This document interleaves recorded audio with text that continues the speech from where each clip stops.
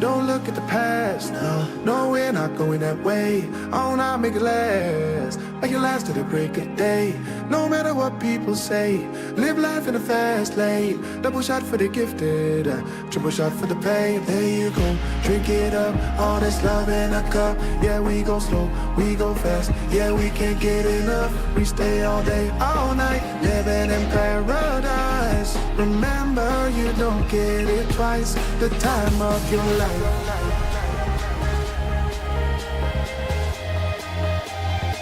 This is the time of your life. Remember, you don't get it twice. The time of your life.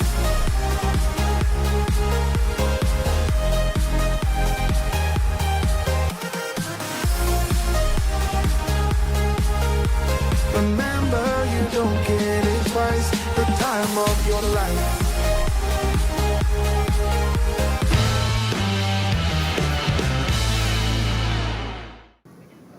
Title race is heating up, and this fixture will surely be a classic. The defending champions Kaya FC Iloilo takes on TAGUIG FC in the hopes of positioning themselves well to keep their hands on the title. Good evening, ladies and gentlemen. Welcome to the Rizal Memorial Stadium. My name is Jamer de la Cruz alongside Diego Cordero. And 3 points, and you take 3 points away from your direct rival. So AFC Iloilo, all eyes on Marcus Haber. And we have kickoff, ladies and gentlemen, in this Saturday main event between Kaya FC Iloilo and TAGUIG FC. The Daisuke Sato who wins the ball for TAGUIG. Hiraishi with the cross. Header in. Haber inches away from the goal. Agyemang missing that pass. Freeing up Kaya up front right away, and a foul is called. For that tournament and a lot more football action for Filipino fans. Back to live action we go as Mike Ott with a cross. A header, and well met by Milos Kupic, who raises his hands in jubilation. And Mike Ott with the delivery to the back post. That's going to be a corner for Kaya. I think this is the first one for Kaya FC Iloilo. Moving forward as well for TAGUIG. The team captain being covered by Eso. Cross, looking for Hartman with the first time strike. Oh, saved by Dato.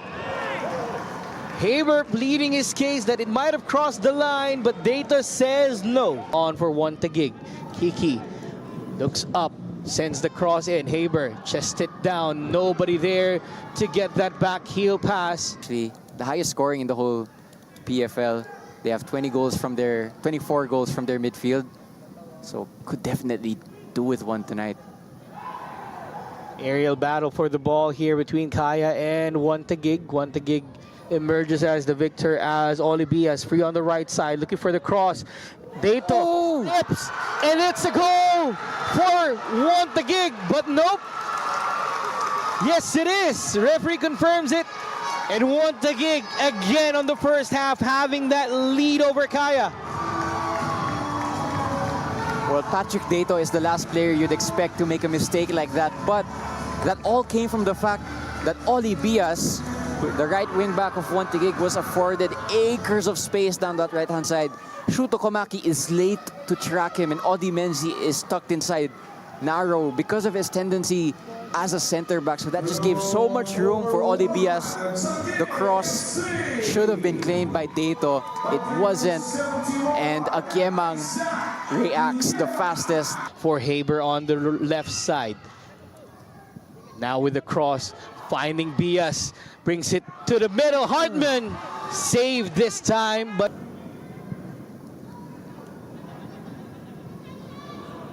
Mark Hartman in the middle of the field, being given plenty of space to take a shot. And that was well met by Patrick Dato. As Hiraishi looking for that opening. Omai saw with the cross, looking for Reichel on the far post. They've been so dynamic, and it's been hard to defend for Kaya FC Iloilo. At the moment, Sato is winning that captain duel. There goes down for Kaya. I think that's Yamazaki. They're asking for a foul here on Agiemang. He gets a yellow card.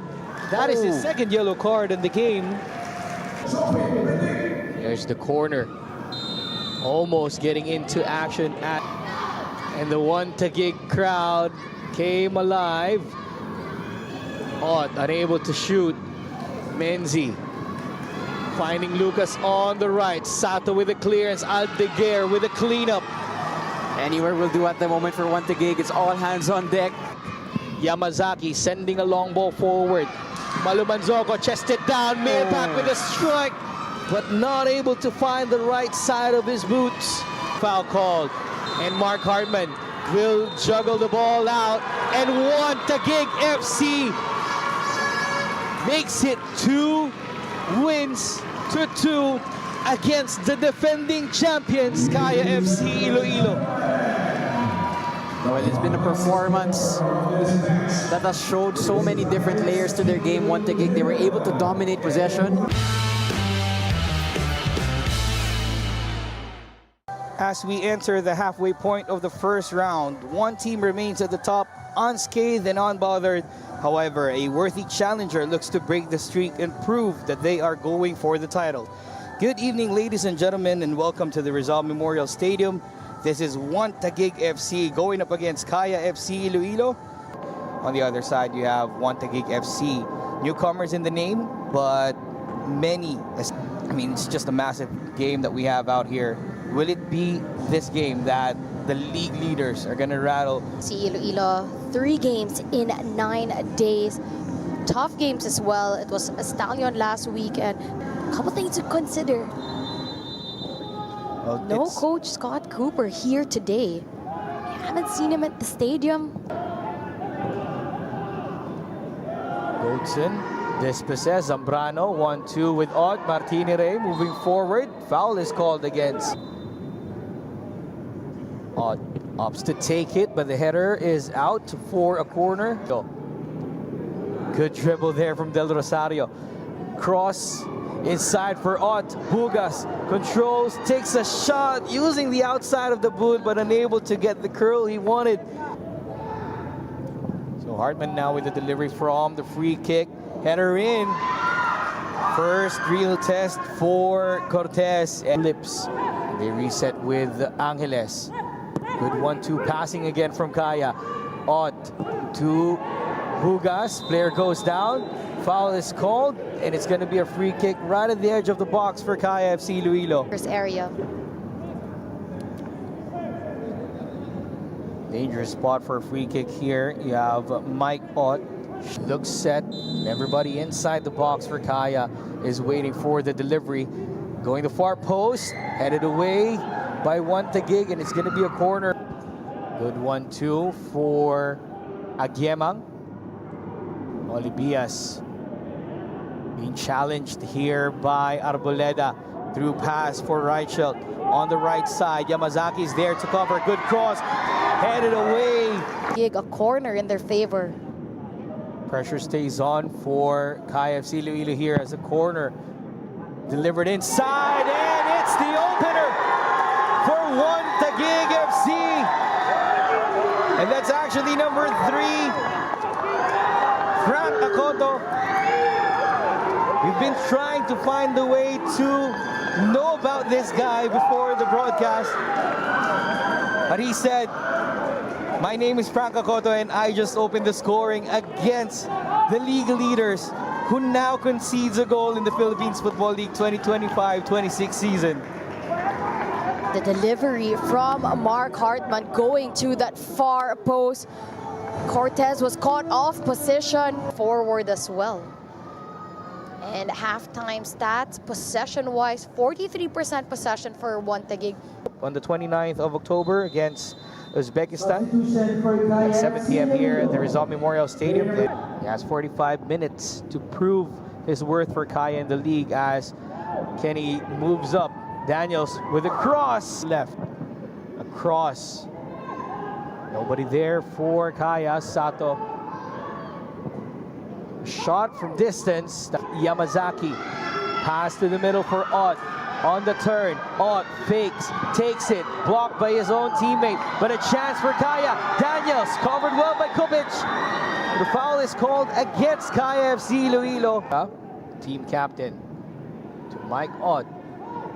Yamazaki having a bit more freedom in midfield. Del Rosario pass towards the side of Daniels. Yamazaki challenge from behind from Reichel. Things are heating up here at the Rizal Memorial Stadium. Daniels with a challenge and Kaya wins it. Diano, fake 1-2. Diano still with the ball, looking for that through pass for Del Rosario. Gets here to Daniels, looking for the shot. Unable to convert from close range. Olivias with a cross. Casambre with a block. Dizon puts it to his stronger left foot, but unable to curl it into the goal. So, challenge in by Meliza. Play continues. Meliza goes down. Sato getting physical with the team captain. And you think for sure Sato, surprisingly. Meliza with the delivery inside. Oh, what an effort there from Daisuke Sato. Intact. Toffner with the throw in. Bugas looking for the shot. This last chance salute for Kaya. Rota looking for the pass. A sliding effort. Omaso clears it to the delight of the TAGUIG FC fans as they have broken loose and have penetrated the league leaders in Kaya FC Iloilo. You have to give it to TAGUIG, regardless of what they're going through off the pitch, whether their coach is available or not. They're making a big statement here with their backs against the wall. Big result today. What are your thoughts on the game? Obviously, I'm proud of everyone involved. Everybody involved, the whole team. We did our homework, and honestly, it's a good win. But I'm not surprised with the team that we have. I'm not surprised. We can beat anybody in the league. Kaya, we have to do better than against Tigers, but not surprised. But I'm super proud of everyone involved. You already lost one big game this season, but you bounced back this game. What was the message from the coaching staff this game? Obviously, against Tigers, everybody felt a bit off, and we had to switch on. We had to stay more compact. Our target was to stay more compact. Against Tigers, we're too stretched. Now today, we brought the game. We let them play. We stay compact. It worked. I feel like, except of the last few minutes, it was clueless. We were dominating behind, out the ball, with the ball. Okay. Then what's your message to the TAGUIG fans? We have to keep going for everybody, all to TAGUIG supporters. We have to keep going. Everything is at stake. I feel we can win the championship. From day one, I said we can win. I still believe we can win.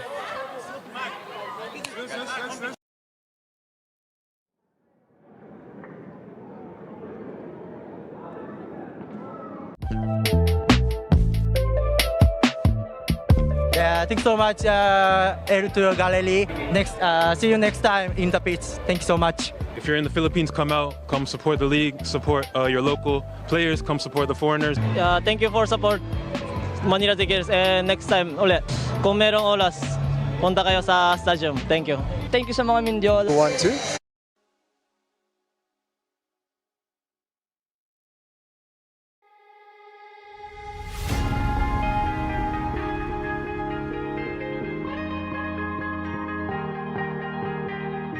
Oh yeah, oh yeah, oh yeah, oh yeah, oh yeah, oh yeah, oh yeah, oh yeah.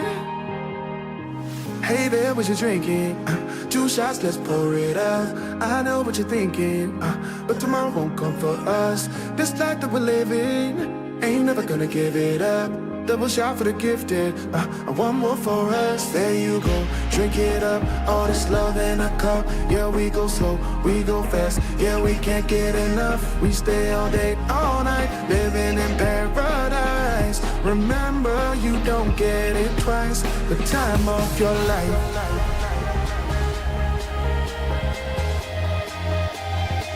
This is the time of your life. Remember, you don't get it twice. The time of your life.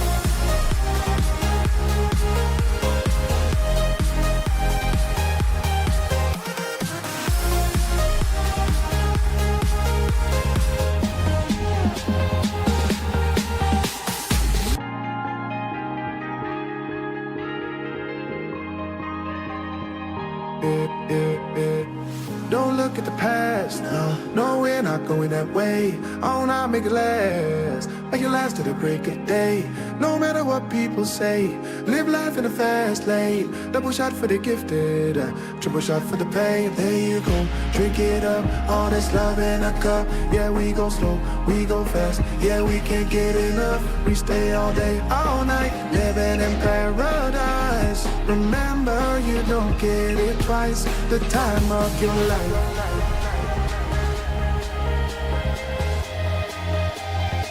This is the time of your life. Remember, you don't get it twice. The time of your life.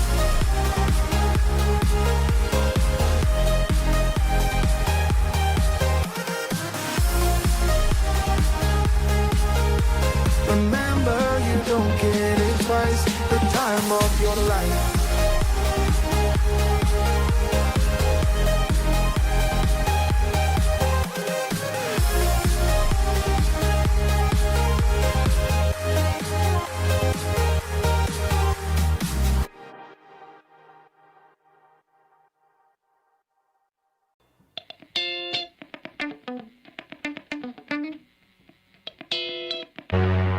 Pass for the goalkeeper, putting himself under pressure.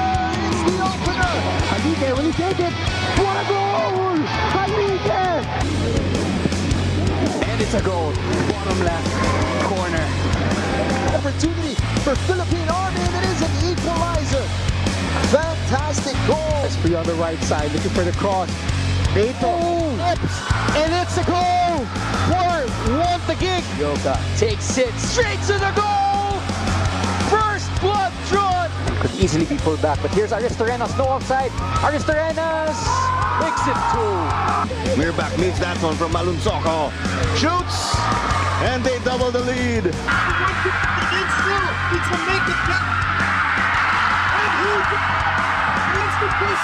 Yamaguchi! What a hit! There's an attacking chance, and the Aguilas slip it in.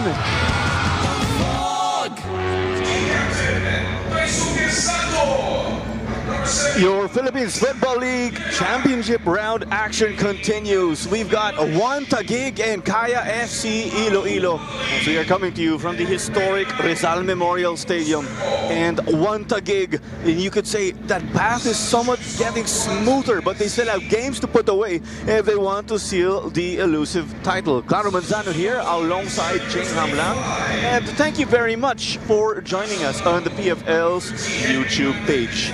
And it has been quite the anticipation, Jing, heading into this match, because as always it's championship round action, and you always know there's a classic coming when it's juggernauts, TAGUIG and Kaya FC Iloilo. A massive opportunity at hand here for the league leaders, TAGUIG. They can go 3 points clear of their nearest rivals, Manila Digger, who slipped up against Stallion Laguna in the match prior to this. They can go 3 points clear, and that would be huge in a very tight championship race. It is somewhat a favor with Stallion Laguna holding Manila Digger to a draw earlier, but TAGUIG, they have to put this away themselves and seal the 3 points. Kaya, as much as they are not in the running to seal the title, they are the defending champions nonetheless, and they are going to go down swinging and end this season strong. Not going to be an easy out for TAGUIG by any stretch of the imagination, but if there's one team that has shown they can beat Kaya, it is TAGUIG. They've done it twice this season, and they're going to be filled with confidence that they can do it for a third time in this championship round. And TAGUIG, as you said, mastering Kaya, and to add to that, of course, because these two teams got to square off, a 1-0 W for TAGUIG on February 1, 2026. Isaac Agyemang came away as the goal scorer. There was also that first round meeting in 2025 with TAGUIG winning 1-0 courtesy of Frank Akoto. So 1-0 results, Jing. So you don't necessarily give all the advantages to one Taguig. After all, close-fought games here. Definitely, both were very tight games. Matches where Kaya FC Iloilo could have easily also gotten a point away, but one Taguig, in the moments that mattered, were able to capitalize, and that has been the trend for them so far this season. In the vital moments, in the crucial moments, they have the characters that step up to the plate and deliver. Can they do it again tonight? That is the big question. And if we could go back a bit in terms of history, one Taguig actually did hold Kaya to a draw in the 2024 PFL season. One of the few teams who were just able to just leave a dent on Kaya in what was an unbeaten season. But let's take a closer look at one Taguig FC. They are currently on pace to top the table. You could say, Jing, the pressure is on them. It is. But it seems like they thrive with that pressure, with personalities like Mark Hartman, Stefan Schrock, Patrick Reichelt, Daisuke Sato. These are people who are not only used to the pressure, they like it, they thrive on it, and they've picked up their performances as this season has gone on. And in these moments, it is a real asset to have these experienced individuals in your lineup. And to add to whom you mentioned, Reichelt and Shraki, we were mentioning also that we're going to talk about that trio in the midfield with Agiemang, So, and Hartman. We're taking a different approach here because it's just fantastic to see these different matchups that we have scattered all over. We're expecting that midfield battle to be a crucial one, and Hartman and So have been crucial in ensuring that one Taguig is always ticking in a way in how they distribute the ball. Hartman in particular pulling the strings as a quarterback, So as the disruptor, and Agiemang as more of a creative force linking the attack. And that battle is going to be so key against Ott, Melisa, and Esso. And you just feel as if one Taguig might have the edge in this department. And you have, of course, Patrick Reichelt up top alongside Stefan Schrock. It's the defense for me that is going to be the big question mark for one Taguig today. No Stephen Halm for them, who has just been a real anchor for them in the middle of their defense. So it's going to be Pete Forasuelo, who's had a great season, but he's all alone there, and he's not the biggest center back. And he's going to be alongside Daisuke Sato and Ali in what seems like it's going to be a back three for them, with wingbacks in Hiraishi and Aoki. So it's going to be a bit of a different setup, it looks like, for one Taguig today.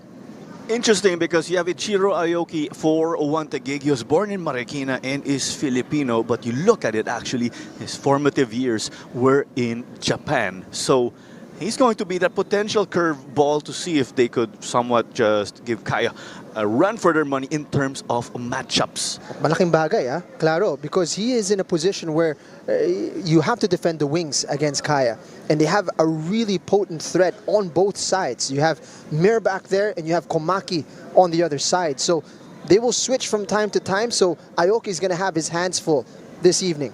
And of course, no doubt, you have Chupic who will play in goal for one Taguig. And our friends did the math in the PFL community. He's the runaway winner, actually, to seal or to get the most clean sheets in a season.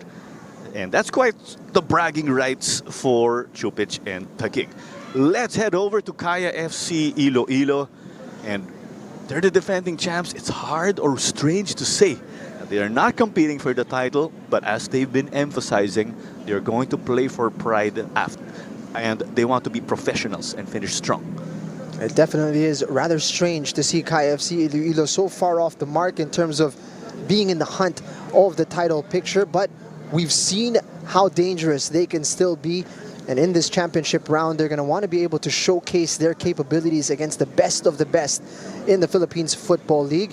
And they're certainly not going to roll over against the side that has already beaten them twice this season. This is going to be personal more than anything for Kaya FC Iloilo. It's going to be a point of pride that they can get points against one Taguig in this season. Tandaan ganin natin, Kaya did bag a massive W versus Aguilas UMAC 3-1 just last week, May 16. And the likes of Martini, Jovin Bidik, and Shuto Komaki got to score goals. And here is that starting lineup of theirs. And as expected, you have the familiar names. Not a lot of changes for Coach Yu Hoshide as expected. Martini Ray has had a good run.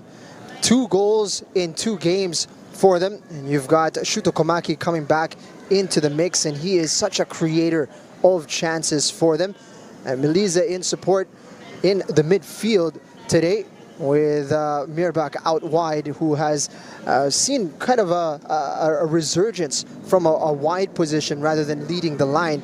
Otherwise, it's the familiar characters here for Coach Yu Hoshide. We talked about the battle in midfield already. Now, you know, it's interesting to see how that trio of Ray, Komaki, and Mirbach are able to exploit this makeshift back line of One Taguig.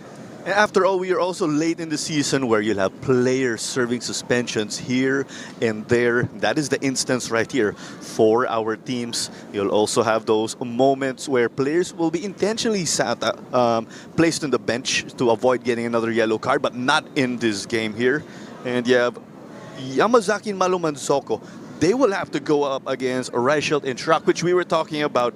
They won't be squaring off with physical specimens, but this time around, you were saying that it's a different beast if you have to go up against Patrick Reichelt and Schrock. And we're only scratching the surface if we say Reichelt and Schrock are former national team players. Tricky players to monitor all throughout 90 minutes. The pockets that they take up, how they run in behind, they're not going to be, you know, the usual physical challenges in the air that you might face with more conventional strikers, but they are crafty players, with particularly Stefan Schrock. Despite him being a little bit older these days, he's just so difficult to stop with the ball at his feet. So I think Kaya's back line cannot sleep here. It's going to be a tricky test for the entirety of the 90 minutes against One Taguig today.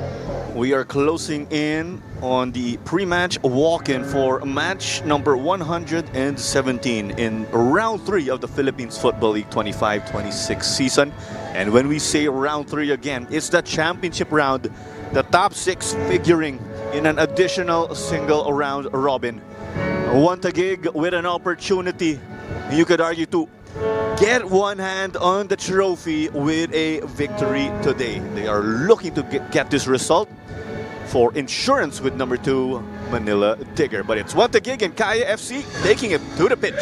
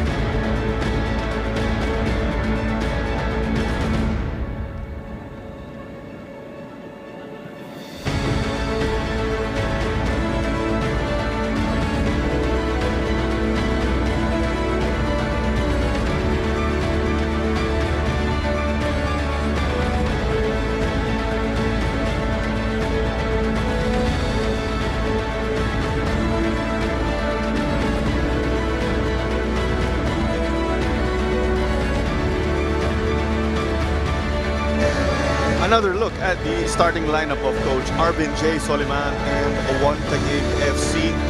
And again, they are playing that 3-4-1-2 formation. We will elaborate furthermore.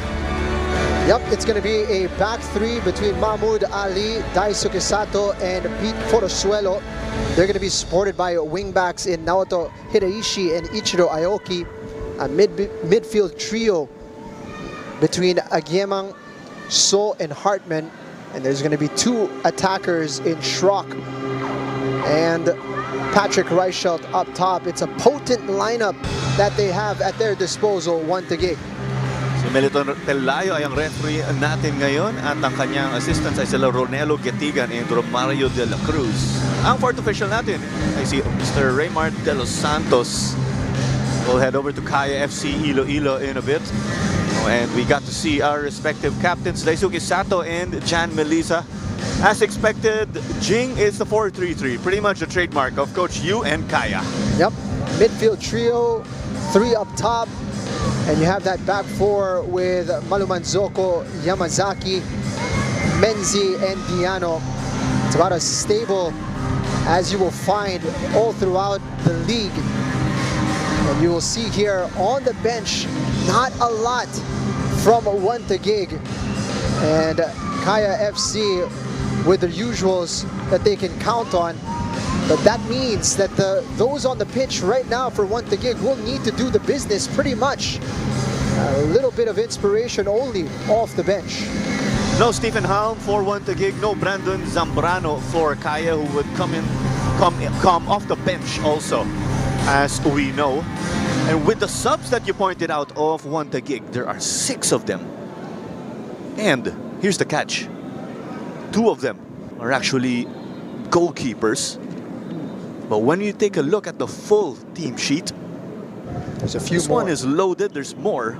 So not a concern na kulang yung bench nila ngayon. But at the end of the day, you have 5 subs. It's all up to your coaches. Yep, Andres Aldeguer is a player in particular that we will have to look at as an impact substitute that will come on. But right now, those 2 in particular, Stefan Schrock and Patrick Reichelt, they're going to be a handful to deal with for Kaya FC Iloilo. This game was kicked off with one TAGUIG playing from left to right in white and dark blue. Kaya FC will be in all black. My God, gets it to Shuto. They're looking to start strong. Komaki got it to the middle. Eric Queso couldn't get this to Diano. And it was stopped here.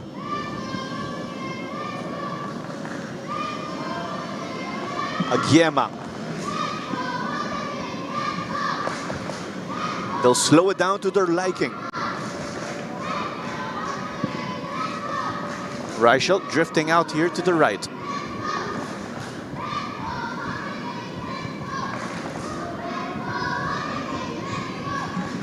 We were talking about Aoki earlier. He was able to get that stop. He's trying to stretch the pitch and make the defense just work.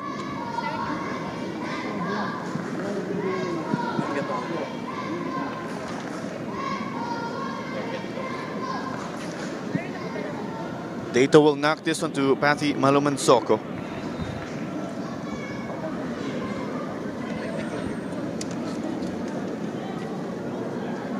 Both teams like to operate in the midfield. Will this be a game of attrition as they'll look to break each other down with their patience? Well, one thing that we've seen from one TAGUIG is they don't really play at a breakneck speed. They like to make sure that they have control of the ball, and it's a similar type of deal with Kaya FC Iloilo. But already we're seeing a higher tempo from the defending champions, and what a stop from Kupic. Almost getting that on the board. That's how you want to start, of course, on a bright note with a warning sign. It would have been picture perfect if Kaya got it on target. This looks like a goal kick, though. I think that discredits Kupic, who had a touch there clearly. You can see him celebrate as well, and that's the tell that he got a touch to it.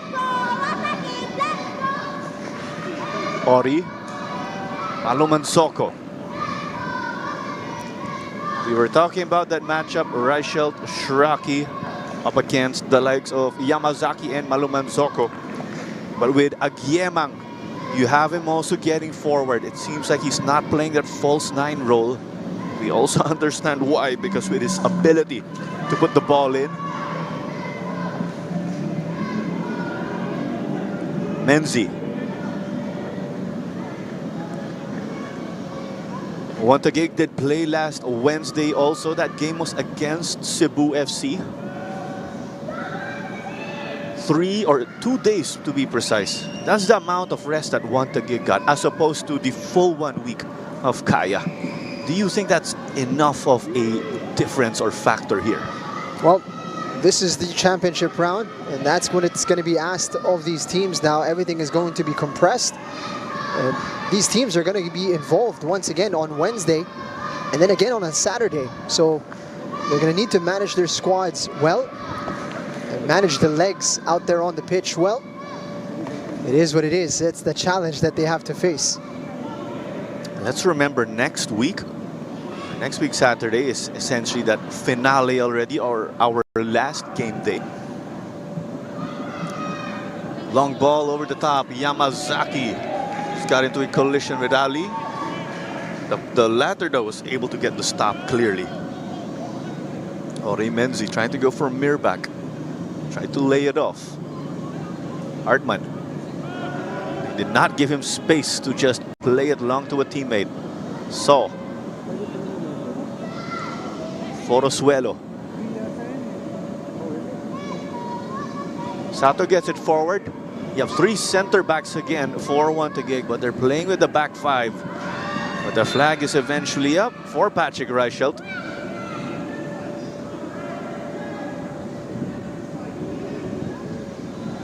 Reichelt saying he checked before making the run in behind. It's going to be interesting what positions he takes up, and it looks like he's going to be trying to target Ori Menzi in that back line rather than bodying up with Malumanzoko.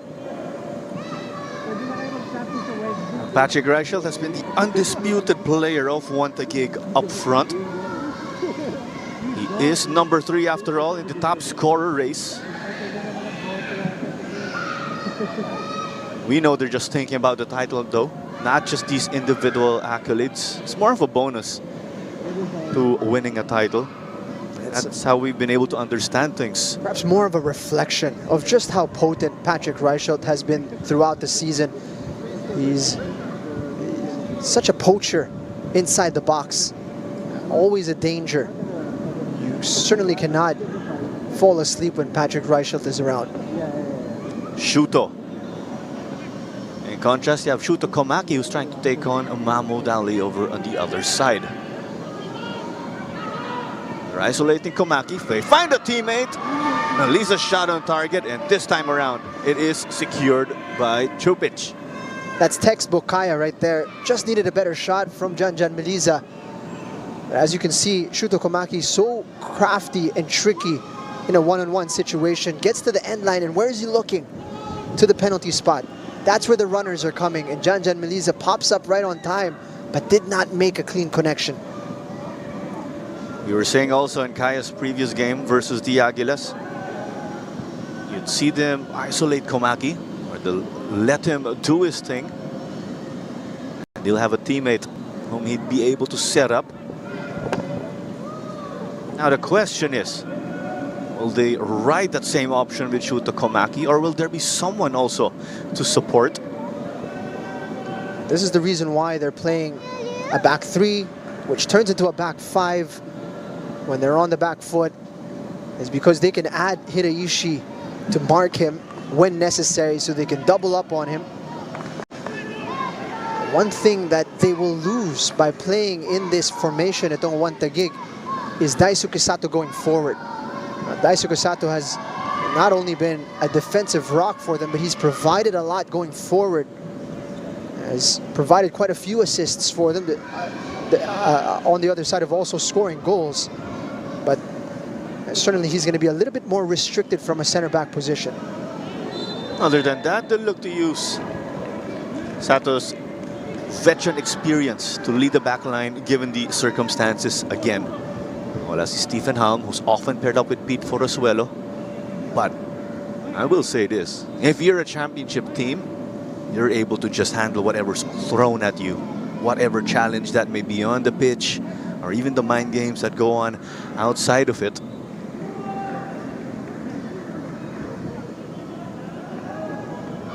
Hartman to send this one in. It's always a dangerous moment with Mark Hartman taking a free kick. Off of Mirback, and they concede a corner. He wasn't sure what was behind him. He couldn't take a chance. Shraki was lurking. Better safe than sorry, as we know. It was a tricky free kick. He puts it in that really annoying zone for a goalkeeper where it's just outside of the 6-yard box. You're not sure if you want to come out and claim as it's curving quite aggressively. And that results to Hartman taking a corner in the further end.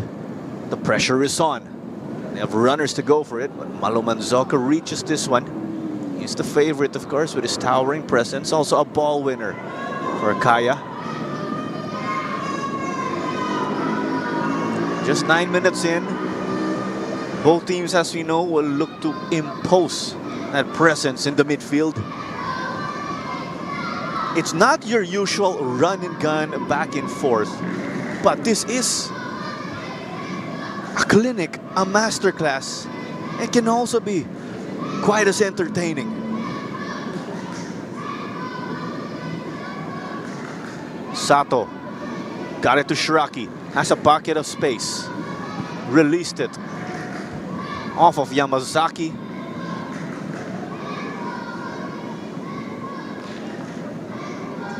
I still continue to get amazed with Yamazaki's ability with the ball. Hartman hits it here.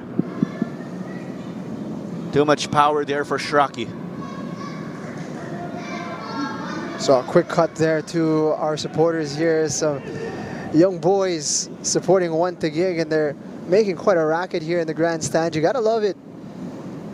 Out here supporting their team, their club on a Saturday night.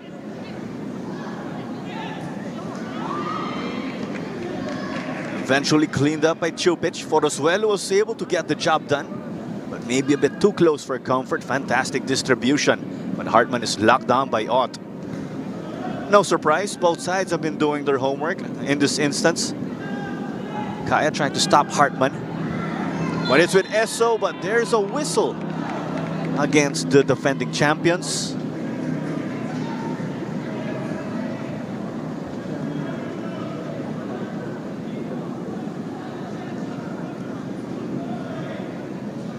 Hartman taking his time.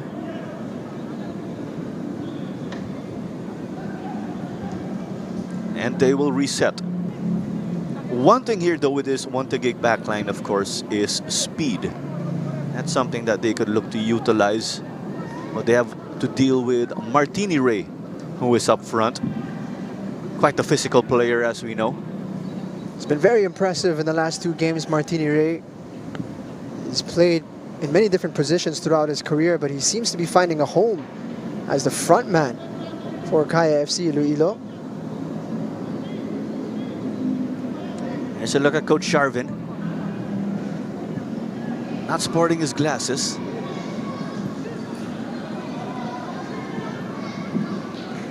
Boy, has he done well navigating the fixtures for One Taguig and navigating a dressing room full of big personalities. He's been even-keeled throughout. Since being installed, he's provided that stability for them. When you have a very strong team on paper, that's also a good challenge and a good problem. Who gets to play where, who plays over the other. So to Mirbach, Daisuke Sato, and Julius Giano gets it to Melisa though. It's out wide. Will Melisa do his thing? At this instance, according to Aoki. Now it's Eric Kesso. And Patrick Reichelt, who is lurking though close to the half line. Combinations on the wing. Now it's Kaya who will look to repay the favor. One Taguig did have a spell with the ball earlier. Yamazaki. Esso surrounded. It was poked. The ball to Reichelt was overhit. They weren't in the same page, but Reichelt was giving the thumbs up. He liked the intention. Actually, it looked as if the intention was good. He knew Reichelt was lurking on that right side, looking to peel away. It's just the execution was a bit too strong. Orimenzi. Komaki. He's inside. Diano. Will Melisa cross? That is the case. This one way off. There's always a risk and reward ratio when you make decisions on the pitch, and Janjan Melisa on the right side will provide you a goal threat when he cuts onto his left foot. However, his crossing is limited, as he will largely be doing it with his right foot, which is his weaker foot. 7 goals and 7 assists for Melisa in this season. He definitely comes up big for Kaya, or he's been able to come up big in their previous championships. Collected by Yamazaki. Mirbach will try to blow by. It will remain with the defending champions.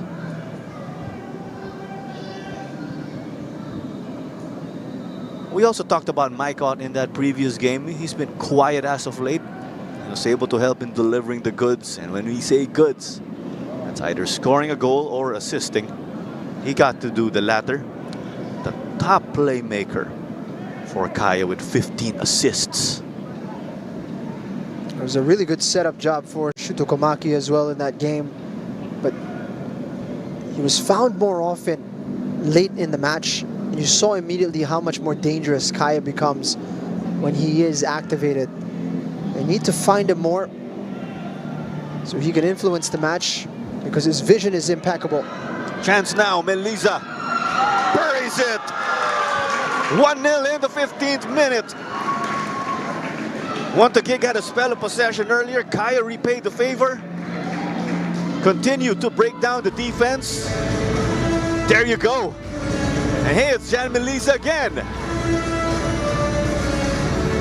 Perfect timing. We were just talking about it. Mike Ott's influence put on full display there. Incredible vision and a fantastic ball into the path of Janjan Melisa for the captain to finish.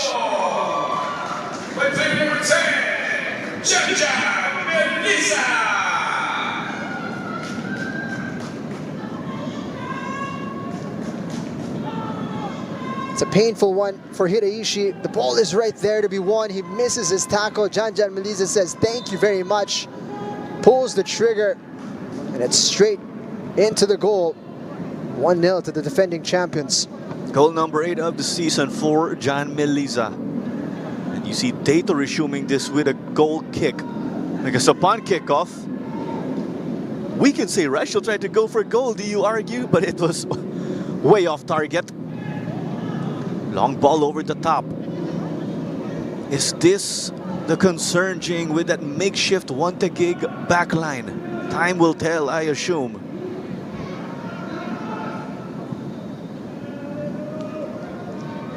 This is unusual for TAGUIG to be conceding so early.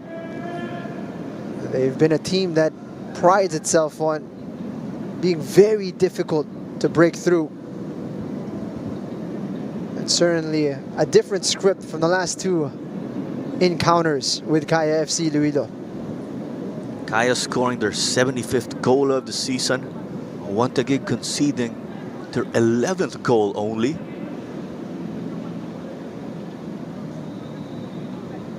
Malamanzoka will slow it down because they lead 1-0 thanks to Jan Melisa.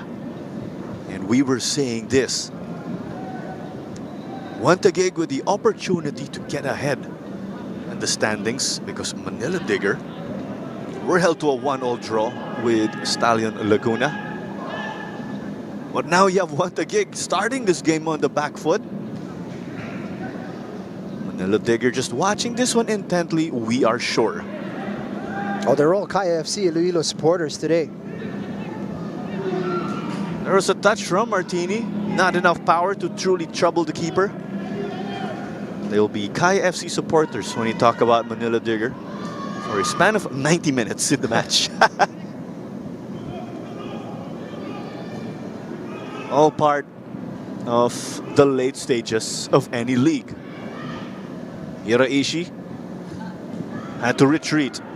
Hartman, Martini, Didn't allow him to make a play in that instance, but it will still remain with One Taguig, the team in white.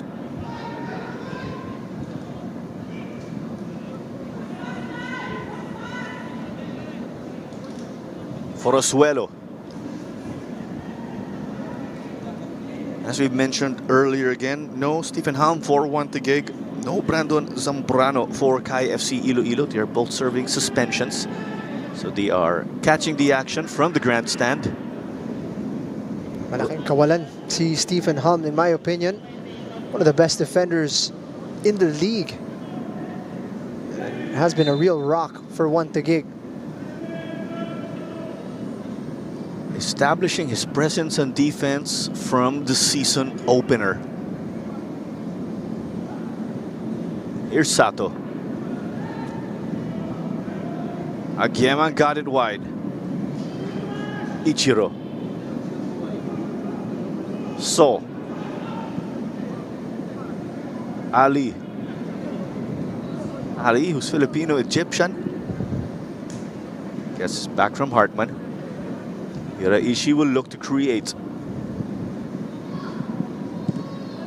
Not in this instance though, in that link up with Aguieman. And chested by Tiano to Dato. Some confidence there from the defense of Kaya. Later on, don't you forget, we have Dynamic Herb Cebu FC and Aguilas UMAC to cap off this triple header on May 23.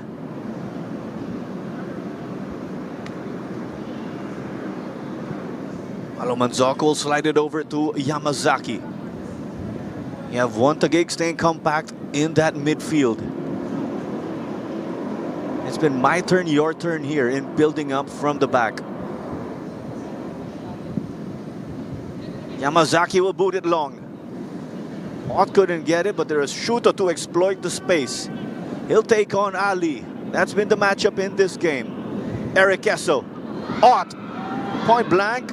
Surrounded. Aguieman.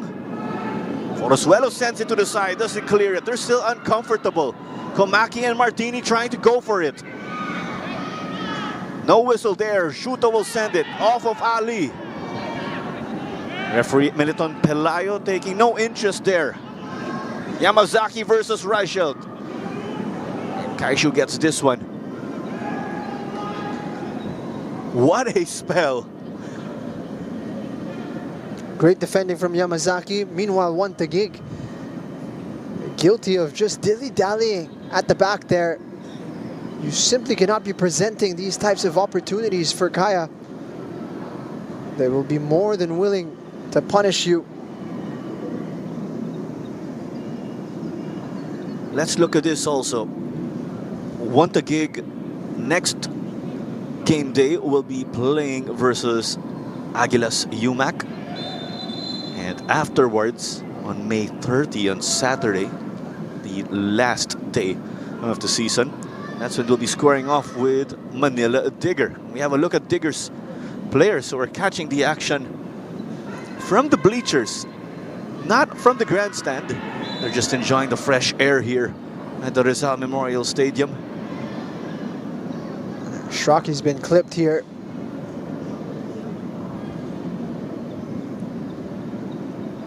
Patrick Reichelt. Ball sinisermonya si Jan Meliza.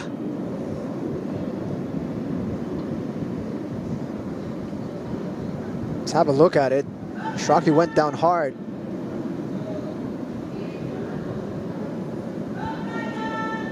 It's a late challenge from Jan Meliza. The ball had already been released. Shiraki was down for quite some time. But from the looks of it, he is not in need of medical attention. These falls, easier said than done, while trying to get back up, if you experience one personally. He's been quiet so far, Stefan Schrock. He's going to be wanting to put his fingerprints on this match.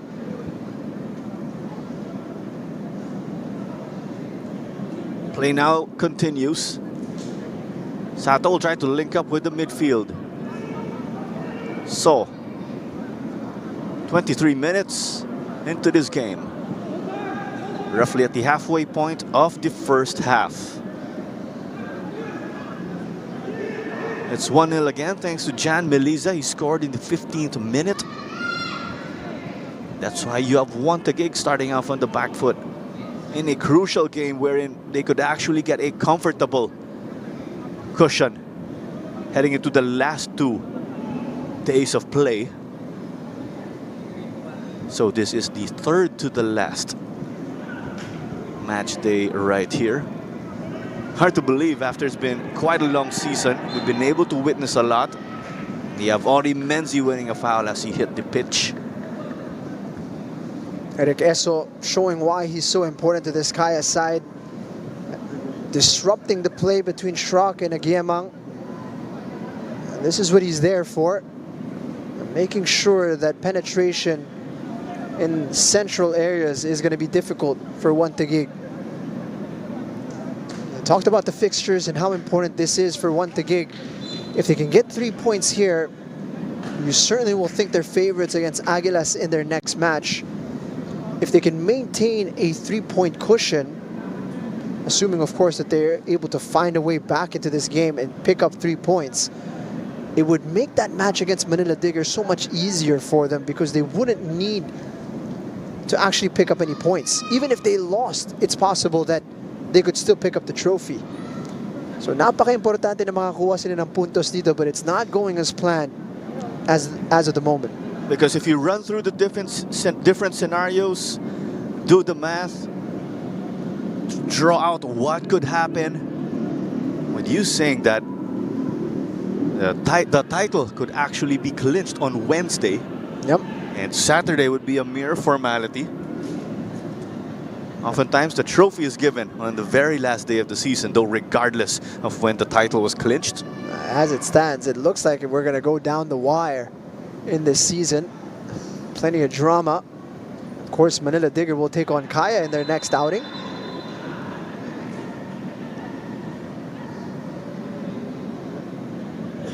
Tensions rising here.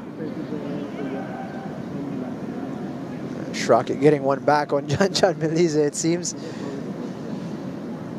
You got me, I'm going to get you back. Oof, that's high from Stefan Schrock. Tabla na sila. 1-1 in their personal card or matchup. They've both gone away without a booking. That's a Tito Pamangkin moment. Rocky to Meliza. Ball inside. No one's able to collect as it bounces wide. It'll remain with the defending champs. Let's look at Kaya's journey in the third round also as of late. Starting with a 2-2 draw versus Stallion. Bagging a 3-1 victory over Aguilas. And now they lead 1-0. Here's Hartman. Reichel tried to flick it. What it's showing, Claro, is that they're able to find the back of the net again. And that was really what they were struggling with in that second round. Already they've scored 6 goals. And they've only played 2 matches and 26 minutes. That's a big improvement for them. With those struggles, Kaya were only able to pick up wins over teams outside of the top 6. That's how their title hopes slowly diminished.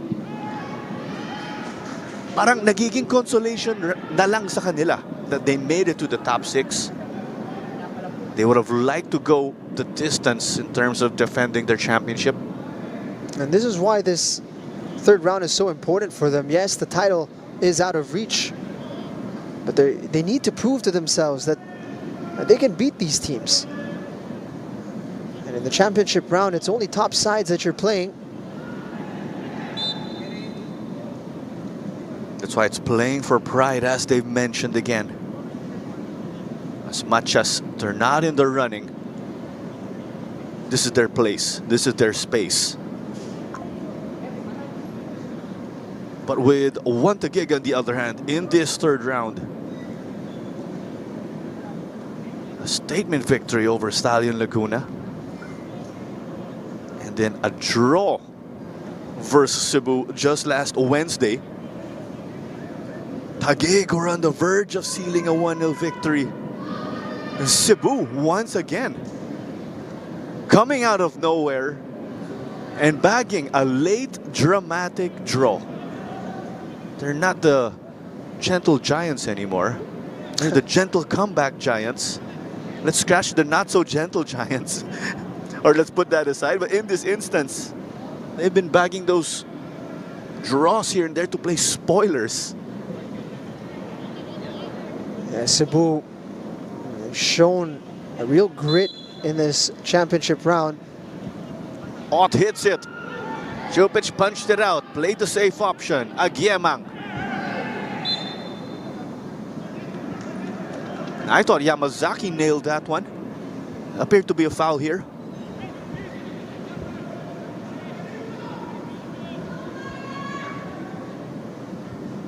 It's good goalkeeping from Jupic. He had to punch it because there's the tank in Malumanzoko getting close to him. You saw there was a wave of black running at him and not a lot of white shirts getting back there to defend. Audi with the clearance. Could he have done better there? He was sending his apologies to Dato, his goalkeeper.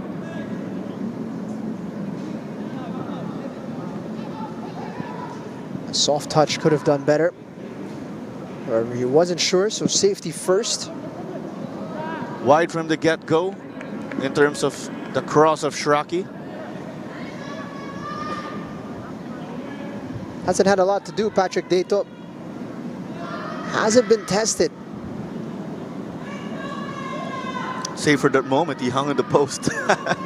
That's the most action he's had this first half. Slam dunk ba yan? It's got to stay warm somehow. That's a good way to put it. I'm aware Dato's also a hoops fan outside of his profession of being a professional goalkeeper. Soto Shraki. Will he start his engines? He's against Mirbach. Still Shraki now. Here's this looping ball. Ori. And it's eventually secured by the keeper.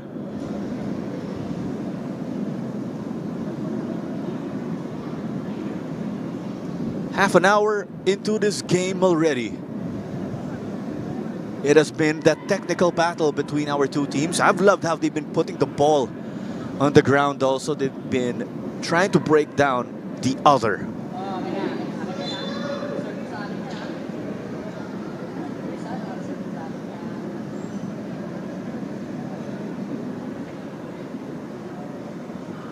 Ori will resume at the back here with this free kick. He was clipped. Taguig just slowing down that forward foray of Kaya FC.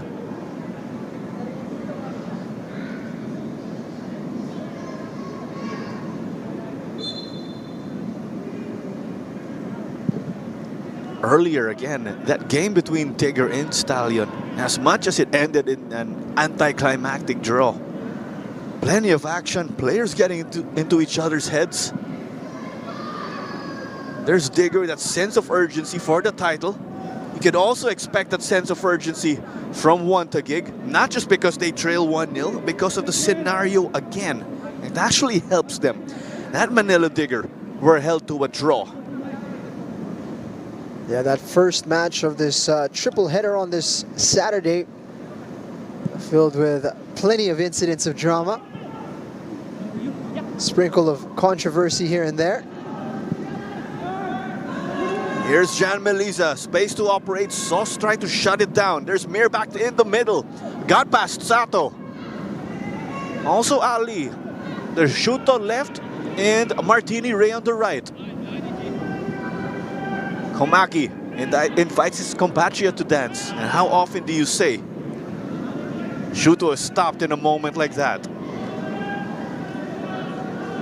He's caught looking up, just tracking the run of Julius Mirbach. Saw nipped in at the right moment.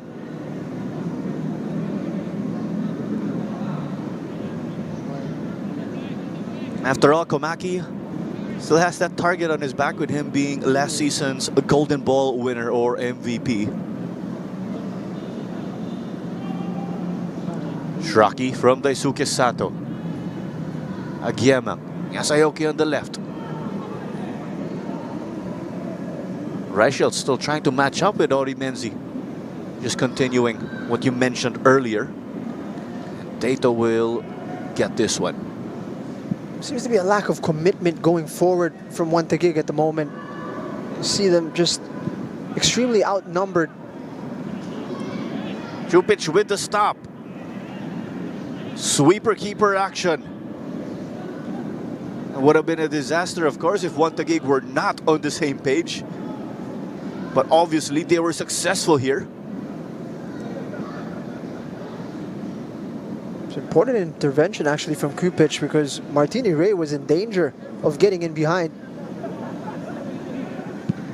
Hartman's ball was just met by Ori Menzi.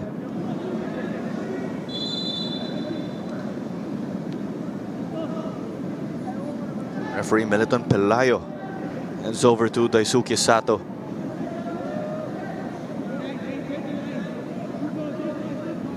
Not so sure what went on, but you could see Sato apologizing.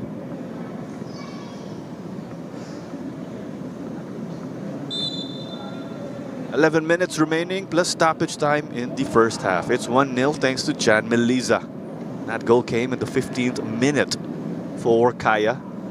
They are in black. One Taguig currently with possession. They're in white and dark blue.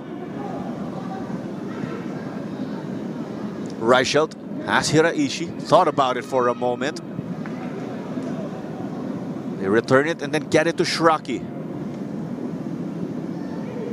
Hartman. Ori Menzi has been able to stop those balls intended for Patrick Reichelt. Just on that last passage, you will see two players from One Taguig surrounded by four inside the box, and not a lot of movement in the final third for them.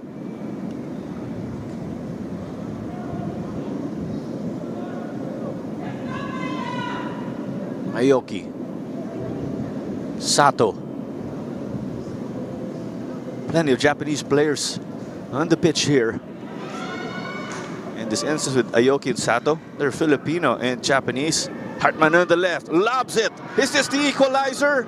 Not the case. It hits the roof of the goal net. One of the smallest men on the pitch, found by Hartman. Could only get it to the roof of the net. So Ome coming very close there.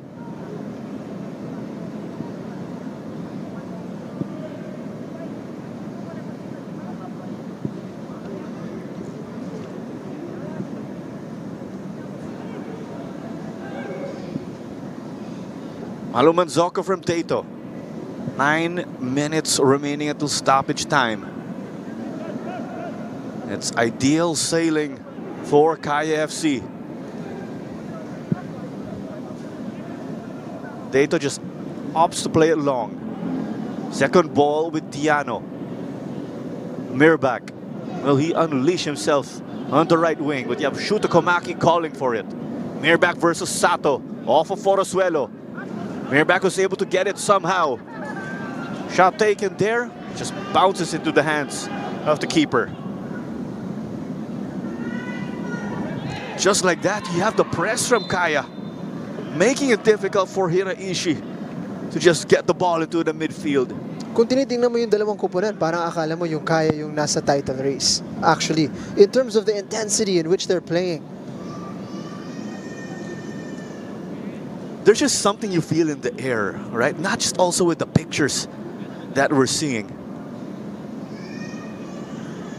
They're chasing down the loose balls. They're getting back in transition. They're filling the box when they do have possession and are in the final third.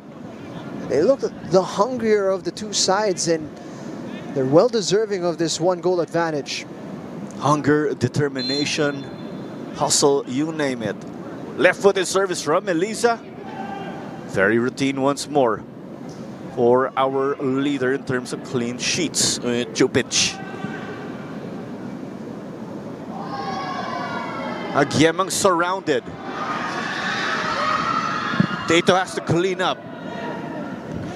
That's the case here. He's done well to get it off of Agyemang as well, to win the throw-in rather. I questioned from the get-go, why is he taking the throw-in? There's a lot of players from One Taguig up to pile up the pressure. Fake pass lang pala.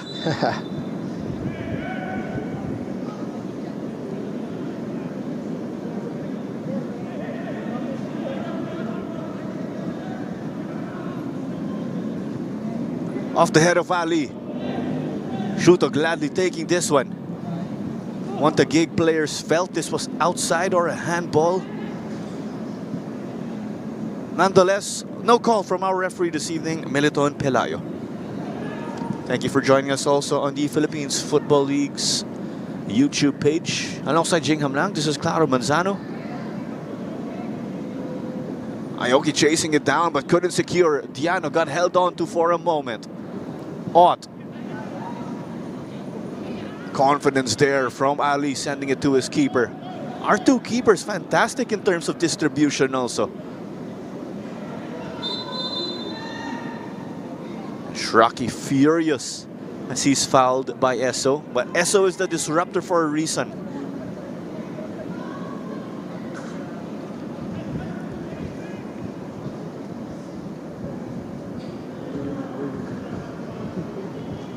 Shoulder to shoulder, but the legs got entangled.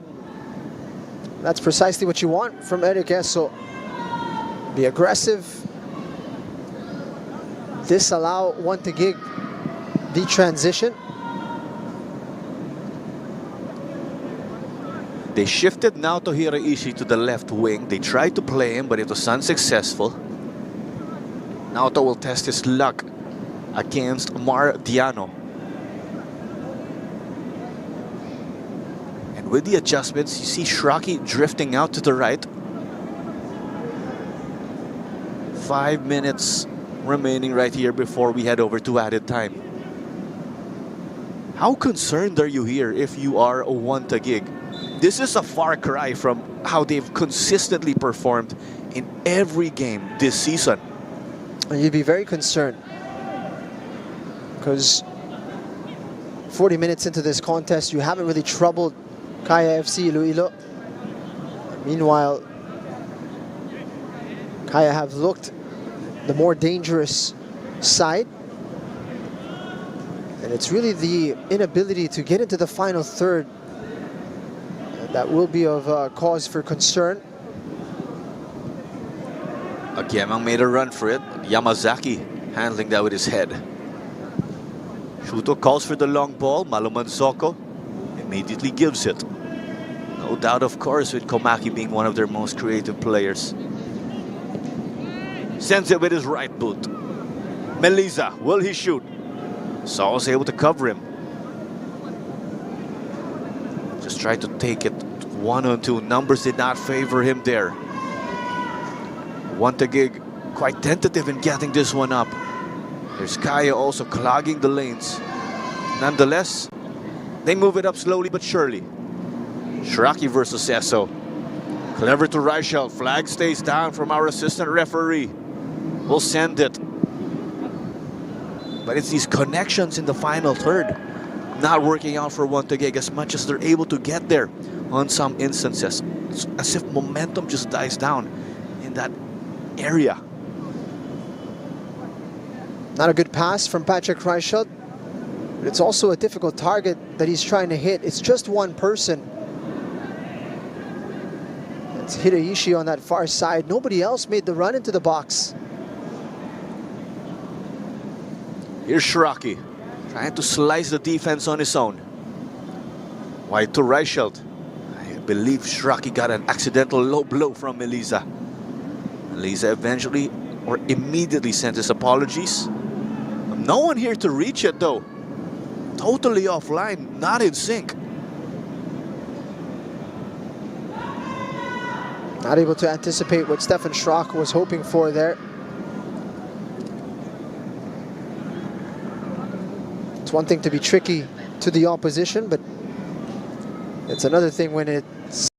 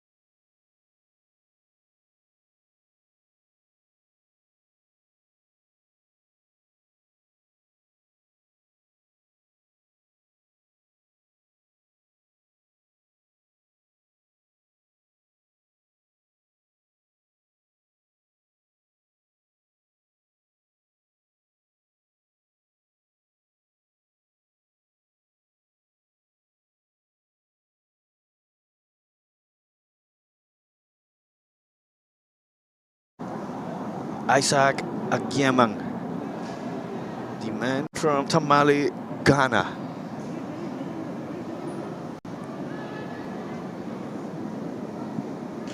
Will they take that at the end of the day, as much as they've started this game on the back foot?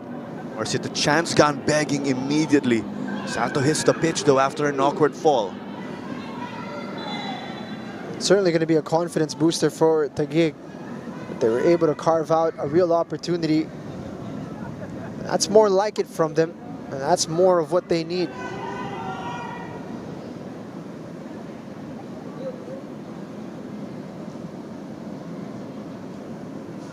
It's a heavy landing from Daisuke Sato. There you go, 3 minutes as confirmed by our fourth official, Raymar Telos Santos. Will someone sneak in a goal before the halftime break? We'll find out. Later on, we will give you our highlights and statistics, of course, around the first 45 minutes of this contest. So we have Kaya FC Iloilo in black, recent representatives of the Philippines in the AFC Champions League 2. We have one TAGUIG, an aspiring team looking to play on the AFC level. Play stopped though for Eric Esso. Reichelt having a conversation with our assistant referee. He's saying he's being held. It'll be interesting to see how much contact he was taking as he was shielding that ball. Let's have a look at it here. So Odi Menzi is holding the arm. Let's go. There's contact there between Reichelt and Esso.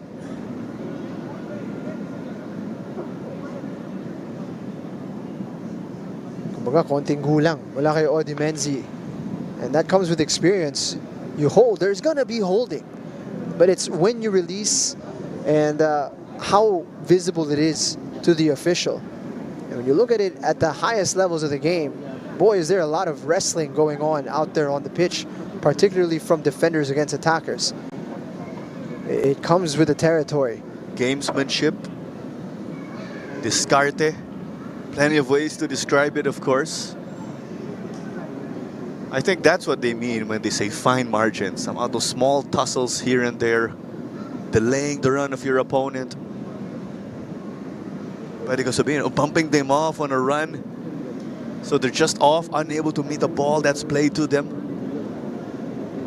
But in the same way, nagpapakita din dito ng experience si Patrick Reichelt. His little outburst there to the linesman will ensure that the linesman is a bit more sensitive to situations like this moving forward. Although, of course, it's come at the end of this first half, so it's actually the other linesman that he needs to be working now. That's another thing you have to factor in also, of course. Let's remember, Patrick Reichelt does have a PFL title under his belt already, along with the likes of Stefan Schrack, Malaman Zoko, and Reichelt exchanging words. Kasama din to, as we know. The conversations on the pitch. We were saying this. Paano kung mic'd up yung mga players? And that eventually gives us an anticlimactic finish to the first half here. It's 1-0 for KFC Iloilo. TAGUIG trails as we speak. So you had those exchange of words to end this first 45, but continue to stay with us because we do have your highlights and statistics coming in a bit. Once more, KFC leads TAGUIG 1-0 courtesy of Jan Meliza's goal in the 15th minute.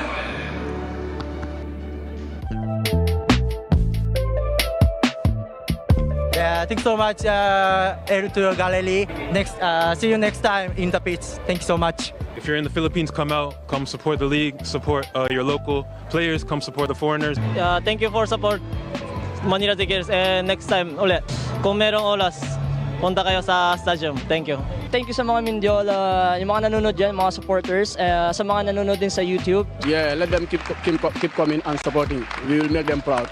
Oh, thanks everyone and TAGUIG fans and other teams for coming and watching. Sa lahat ng Kaya football fans, sana tuloy pa rin kayong sumuporta sa amin. Hindi lang sa Kaya fans, sana sa Philippine Football League dito, sana supportahan niyo po. Tara, Cebu! It's amazing here. We have to keep coming, keep supporting every club, every supporter. We have to go together. To my Mahalika family, yeah, thank you for the continuous support, everyone. To the fans, I think this result is just for them. I think they are coming up to support us. I think we are giving all the best that we can so that they can come a little bit more. Thank you all for coming. Hope to see you next game. Thank you. We cannot go without the fans. We will always be there for them, to make them happy, to score, to win, game week in, week out, so that they will be happy watching us and coming to the stadium. We want them to come out and support. Hello, thank you for supporting Mindiola. Sana hindi kayo magsawa magsuporta sa amin. We train hard to get the last games. All I can say to thank them for the support, the courage that they have been giving us, because they really believe in us, and we also have everything possible to give it back to them for what they deserve, and that is what we are trying to do. We always keep on fighting for them and give them the glory that they always want us to give them.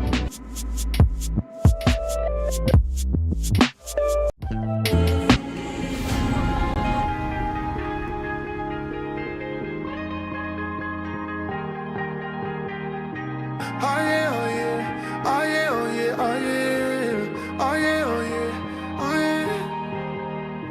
Hey there, what you drinking?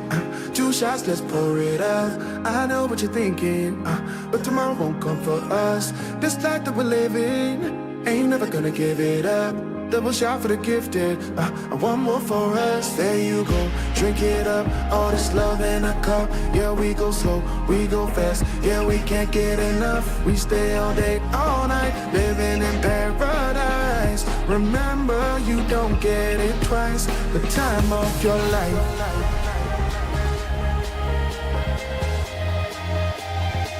This is the time of your life. Remember, you don't get it twice. The time of your life.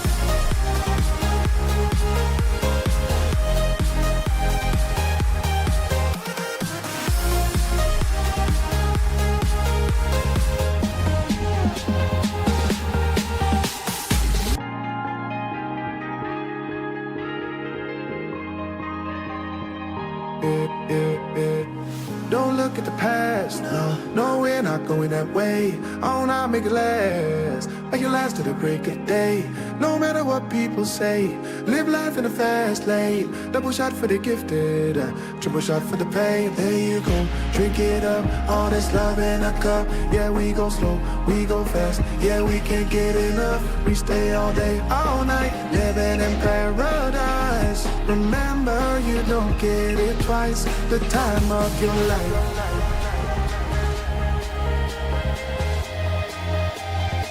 This is the time of your life.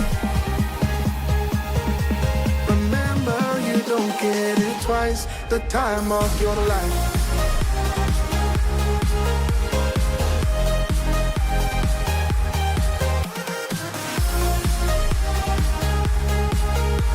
Remember, you don't get it twice. The time of your life.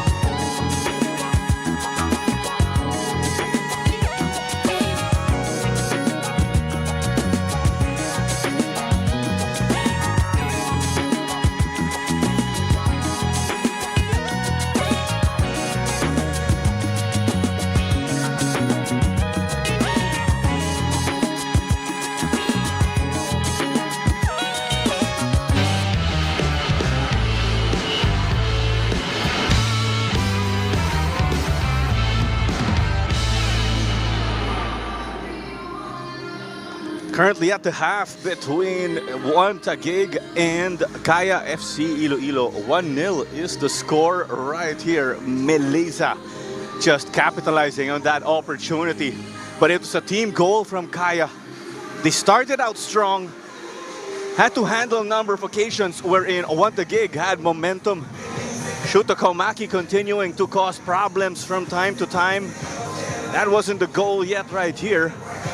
It eventually came with Kaya with an all-around attack, left, right, and center, making the defense work. There you go. That was the moment, Jing. John Melisa used to be a striker, you know.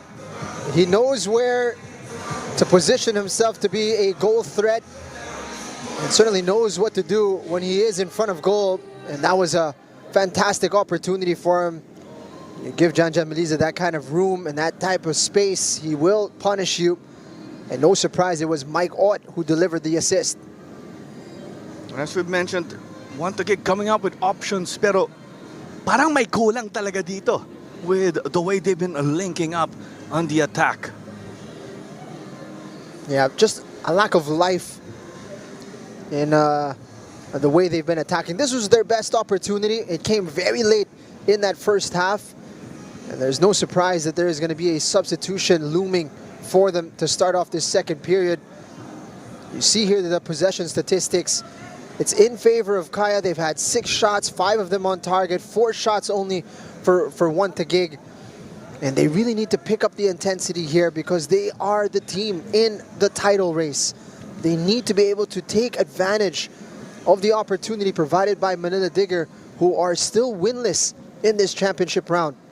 And with those 6 shots of Kaya with 5 on target, a number of them had the keeper in Chupich really work to get those saves.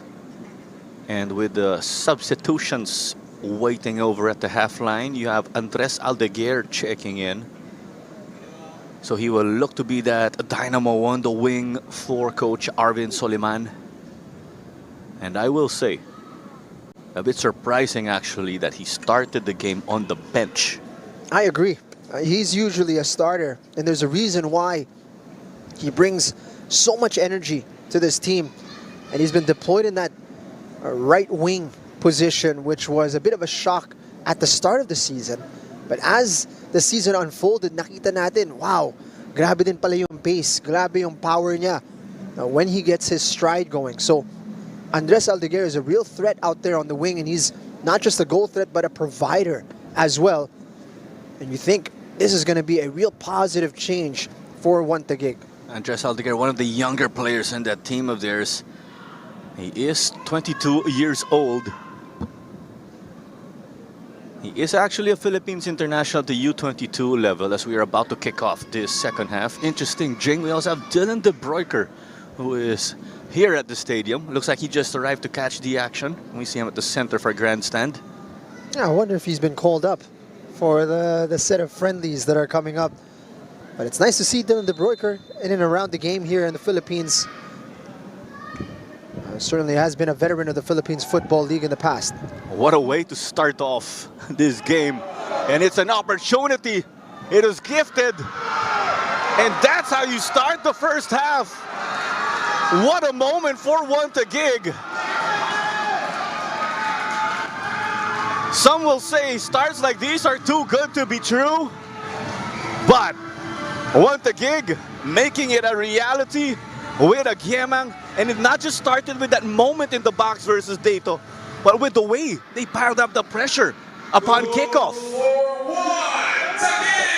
There's no getting around the fact that regalo yung goal na yon. Malumanzoko put it on a plate for a Giemang to take advantage of. He's got the easy job of passing this back to Patrick Dato, and he's absolutely underhit it. Muntikan pa nga siya ma-save ni Patrick Dato, but in the end, it's put in the back of the net.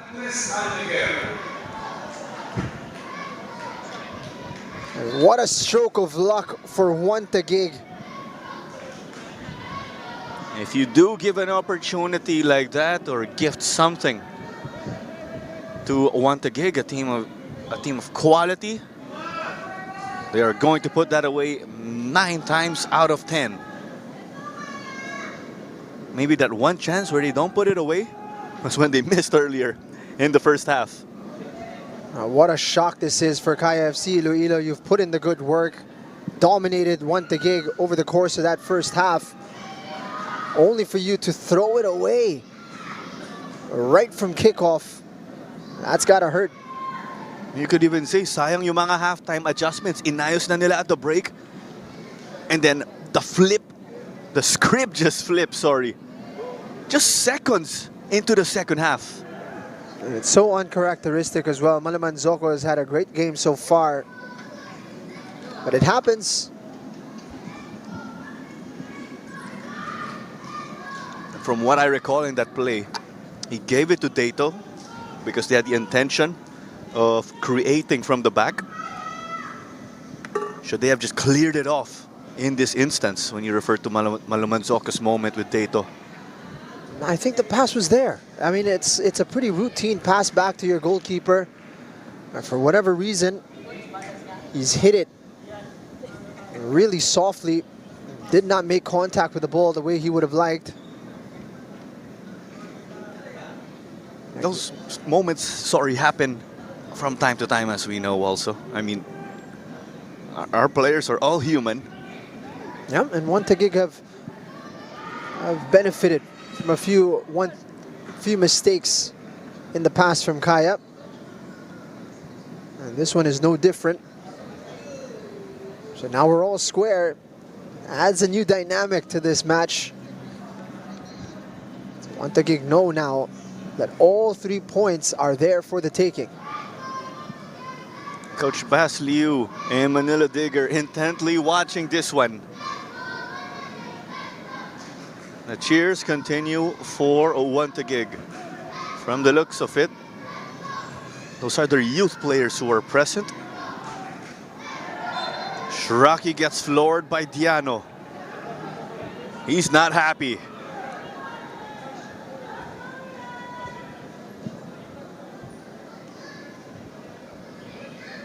Play was resumed quickly. Here's the early cross. Hiraishi to the middle. Yamazaki got to head it to the side. Only half cleared. Well, there's a call and Kaya essentially get a much needed stop. Offside flag went up on the far side. It was a great opportunity. Patrick Reichelt might have been a fraction off. Or it's this entry here, Patrick Reichelt activating himself at that moment. Was behind Yamazaki.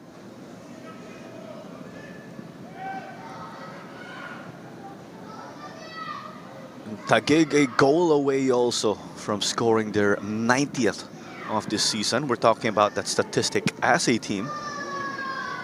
Who would have thought Manila Digger already surprised the 100, already breached the 100 goal mark rather.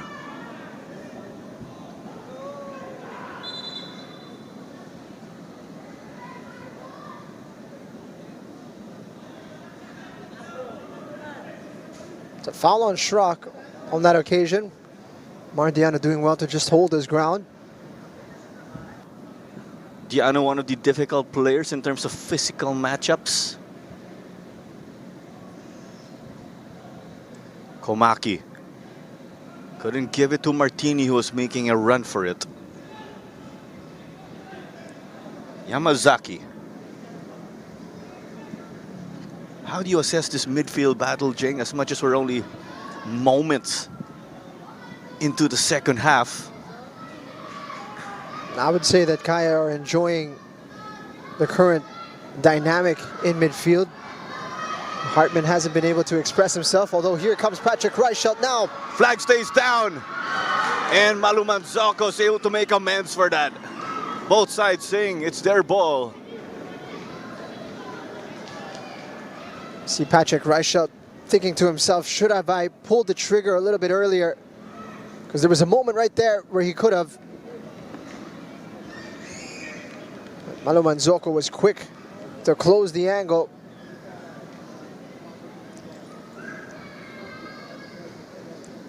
Dato versus Reichelt in that moment.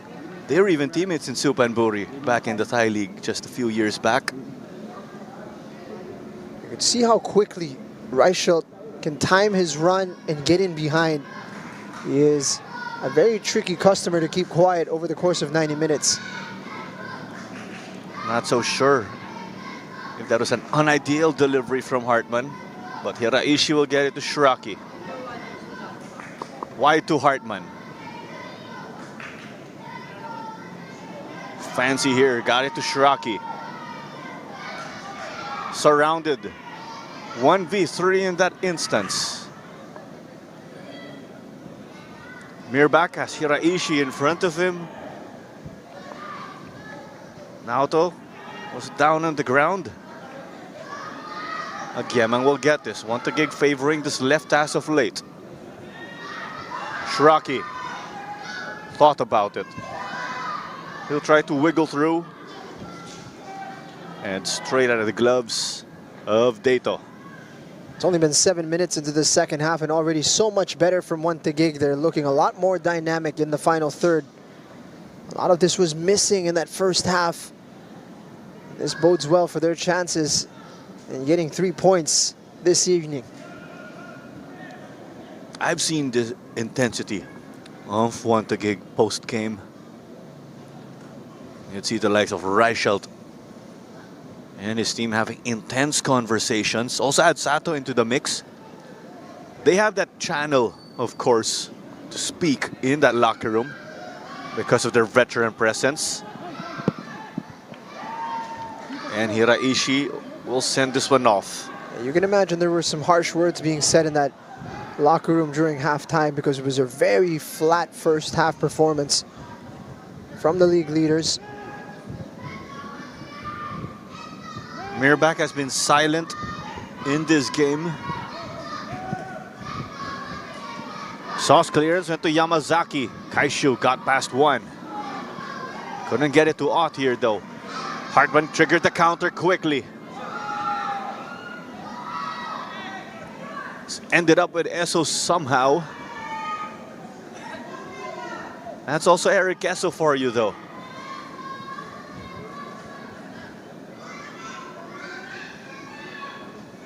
Mike Ott.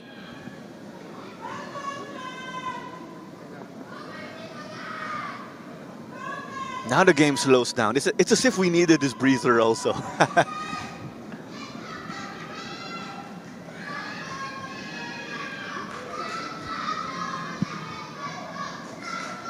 Šupić played it long.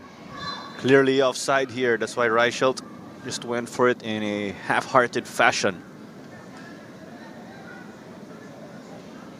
He needed half a second to get back on side there. Šupić just jumped the gun a little bit.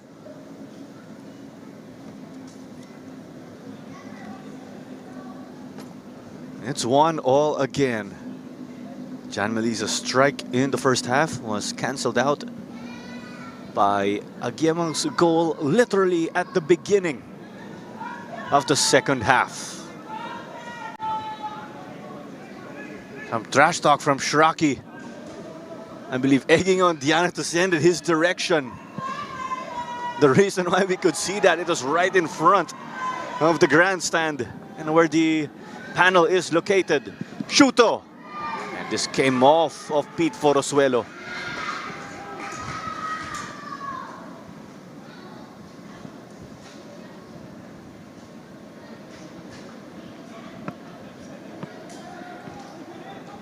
Jan Meliza is so dangerous in and around the box. It's a new role for him, being a attacking midfielder. But it means he arrives in the box at dangerous moments. Then he's able to carry in that final third and pull off shots from distance, which he has in his locker.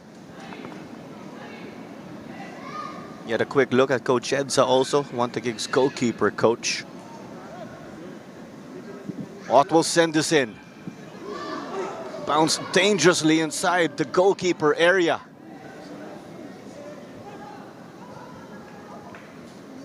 It's to no avail though here for Kaya FC, the defending champions. So many bodies inside the box, not a single touch. Despite the bounce. They opted to crowd the 6-yard box in that instance. So let's get this also. If this game ends in a draw, it'll be status quo from the way TAGUIG and Manila Digger entered this game day. Both sides just add 1 point each to their respective tallies. That's if this result sticks again. Digger hoping that TAGUIG get the loss here, of course, for understandable reasons. You have Kaya, the defending champions, though. They will hold on to that title with much pride, as much as they will relinquish that, of course, exactly 7 days from now. Yep, it hasn't been the ideal season at all for Kaya FC Iloilo, particularly that second round. They really weren't able to pick up the results they needed against the top 6. Here's Mirbach. Hiraishi got the slide. And Kaya have been representing the Philippines on the AFC club level for the longest time. Because with this also, since it is guaranteed that TAGUIG and Digger will finish 1 and 2, the order can change. They'll be the team supposedly nominated to play in the AFC. It's been a long time since Kaya have been without continental football. That's going to be the case next year.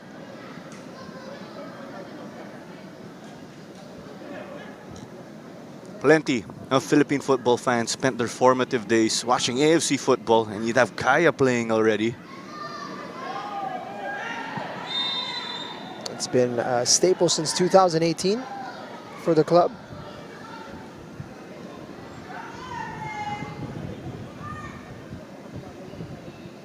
What's up for grabs again here? Whoever finishes as the league champion will bag a qualifying playoff spot for the AFC Champions League 2 and the Shopee Cup qualifying playoff. That means also, of course, that we'll be having new representatives for the Philippines Football League over at the AFF club level, where that tournament is called the Shopee Cup. Your recent representatives again were Cebu FC. That's why they somewhat have a target on their backs also as of late when you talk about Cebu. Yeah, I think it's a big reward for being first as well. Not just that you are the champion of the Philippines, but you are able to get a potential Champions League spot, as well as participation at the AFF level. I think at the ASEAN club level, there's so much great competition to be had, and to be involved in all of those competitions is a massive reward, not just for the club, but for all the players involved. Sato doing so well there, just calm and composed under pressure. It seemed like a matter of time only when Komaki and Melisa would get possession in that instance. That's the Daisuke Sato magic. He calls it underdog mentality though, because he did say he's been an underdog all his life. That's why he has that approach. He has that mentality. Here's TAGUIG to roll the dice. Andres Aldeguer trying to win it. His dad is also present to catch the action. A former professional basketball player. Andres' father, Dino. So kung magtatanong yung mga tao, bakit or where does Andres get his scoring ways? Tatay niya, basketball player. But Andres again has been working well as a winger. And he's been able to get connections here and there with his teammates. Hartman to lob it. Still inside here. The cross. Aldeguer couldn't meet it. Diano cleaned up. That's Daisuke Sato for you folks.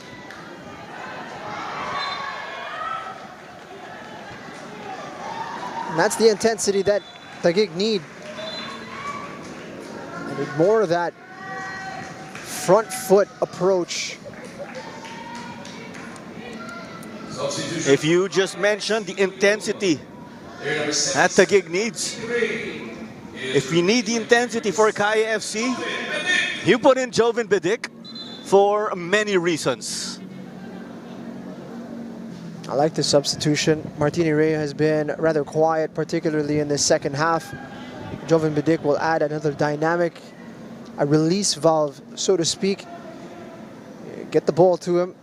He will be able to back up his defender well. He plays very well with back to goal. And he's particularly talented at bringing the rest of his teammates into the play. You saw the difference when he came on last week and how he affected the match. And Kaya will be hoping his addition to the pitch will open things up for the likes of Ott, Melisa, and the rest of the gang. Hartman ball in. Yamazaki. I believe he got a bit of a hit on Aldeguer also. Well, Bidik and Komaki did bag goals also in that last game of Kaya versus the Aguilas. Jan Melisa was named man of the match in that game, of course, for his midfield prowess. Not to take anything away from Melisa. We thought Coach Yu Hoshide was going to be man of the match for his subs with putting in Shuto Komaki and Joven Bidik. We say that also in a bit of a light manner in naming your coach man of the match. Ott turned number of dribbles. His shot was blocked and guessed him a corner.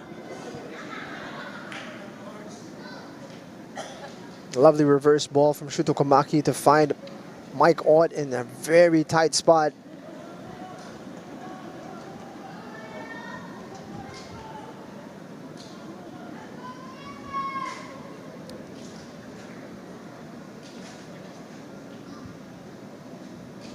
Is this the moment for Kaya?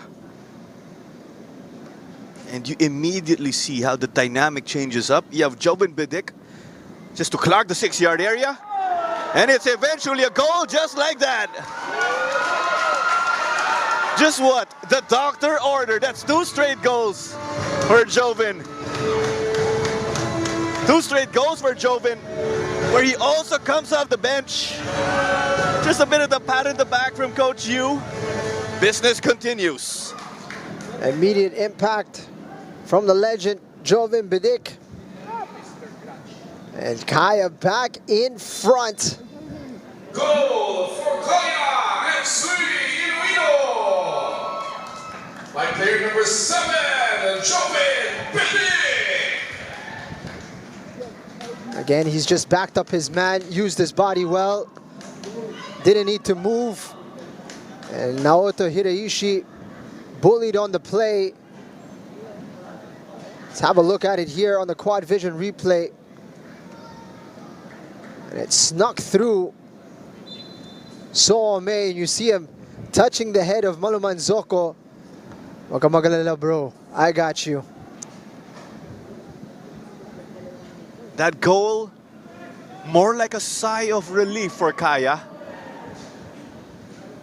as opposed to the usual celebrations when any team would score. Here's momentum now, swinging the way of the defending champs. Confidence from Bidik, backheeled it to Shuto. With that release valve that you were saying, it's not just Komaki now creating, but there's also Bidik. You have that extra creator or person to cause havoc deep in the attacking end. Shiraki's ball almost met by Bidik. But because they're able to escape, there's that gap in the midfield. Shiraki's looking to accelerate now. Stepped on the brakes. Eventually a whistle against Eric Esso. It would have been really surprising had Esso not been booked for that one. Melito Pelayo brandishing the yellow.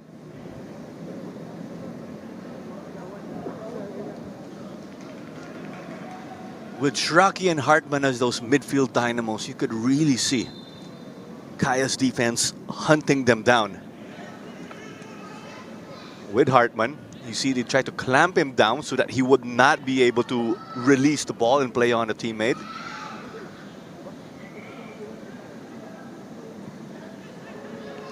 Trying to go for the bicycle here. Obviously would have been a highlight if Agyemang nailed it. Would have been an all-timer had Isaac Agyemang made contact in the right manner with that one. It was a very difficult technique that he needed, especially with such little separation from his marker. Just going back to the thought we talked about Hartman being stopped in the midfield for Shraki. With his ability to dribble and bring the ball up and with his explosiveness. He's been bodied up. You're full speed running, you take a hit, you could be easily sent flying. It's no surprise that he's one of the most fouled players in the league historically. Sometimes there's not much you can do. He's going to get past you. And when he's running at your defense, as a midfielder, you're thinking, I'm going to take one for the team here.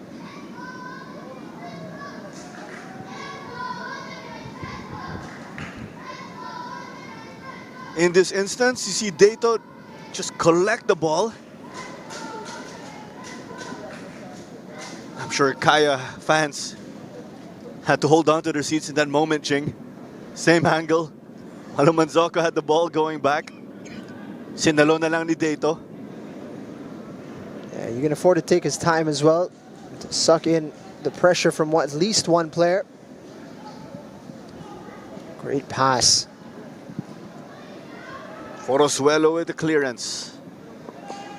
Eric Esso from Orimenzi. Esso clipped as he released that ball. Agyemang booked. Isaac trying to get one back for Stefan Schrock.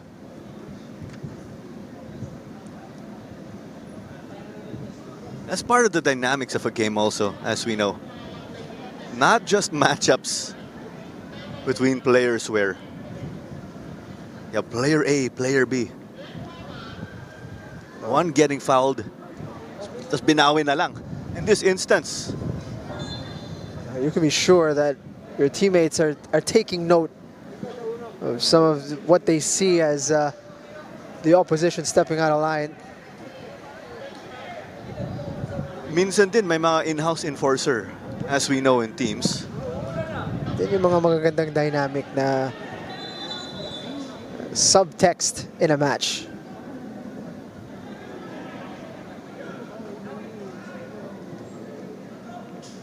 And next thing you know, all these small grudges, all these small individual or all these individual matchups just make up the fabric of a game. Ali met the Yamazaki clearance. Hartman, Ott giving him some space. Now you see Bedik making a run for him. And what we're sensing from the weather, maybe a slight chance of rain, we could say.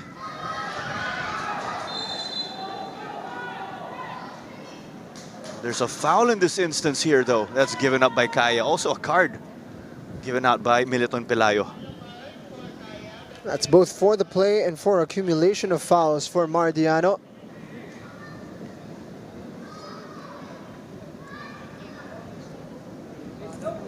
It's a couple bookings now for Kaya. One for Agyemang.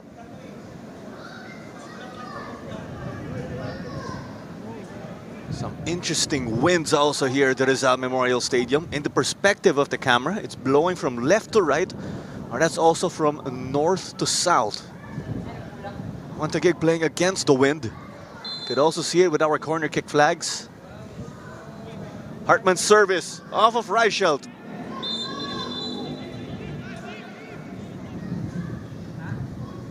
Kaya players getting that offside they sensed and felt.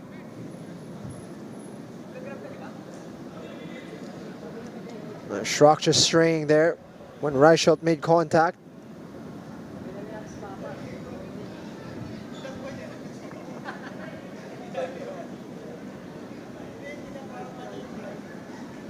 "19 minutes remaining plus stoppage time." Time has gone by somewhat quickly in the second 45 versus TAGUIG in Kaya.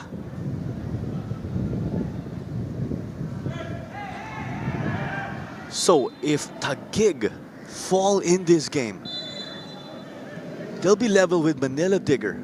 56 points each after 23 games played per team. But Manila Digger with the advantage on goal difference, plus 89 as compared to the plus 77 of Taguig. It's a real lost opportunity for one Taguig. Then again, they're up against a really tough team here in Kaya FC Iloilo.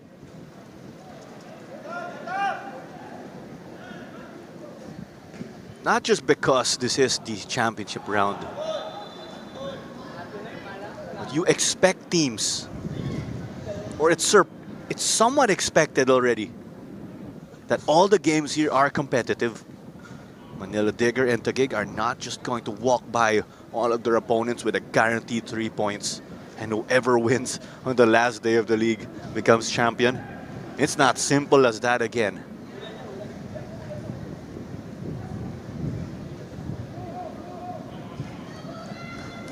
There's a free kick lined up, which Mike Ott will take. Andres Aldeguer was whistled for a handball. There's a three-man wall to beat. Definitely from distance. Ott goes for it though. Just a bit more of a dip, I reckon, would have put that in. You can see from the reactions of the goalkeeper that it wasn't far away.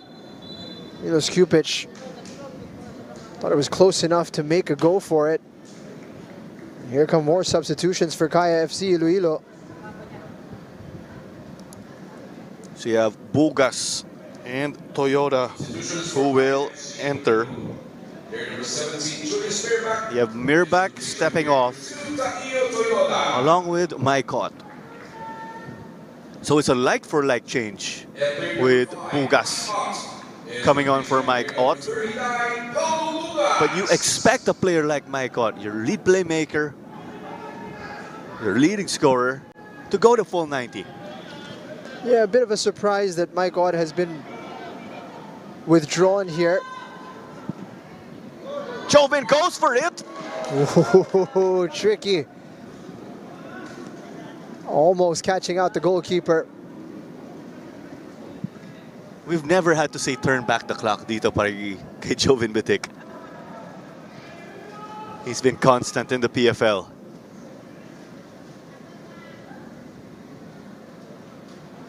And also with that change of Toyota coming on for Mirbak, he slots in at the back. Then Yamazaki will move up to the holding midfield position where he's played in the previous seasons. And that'll mean that Kaya are going to be a little bit more dynamic going forward. Yes, you lose Mike Ott's creativity, but Yamazaki certainly adds quite a punch in that midfield. And Kaya's title runs again. Yamazaki, arguably invincible. Someone who'd be tough to stop. Ooh, Agyemang needs to be careful. He's already on a yellow. It's a high boot.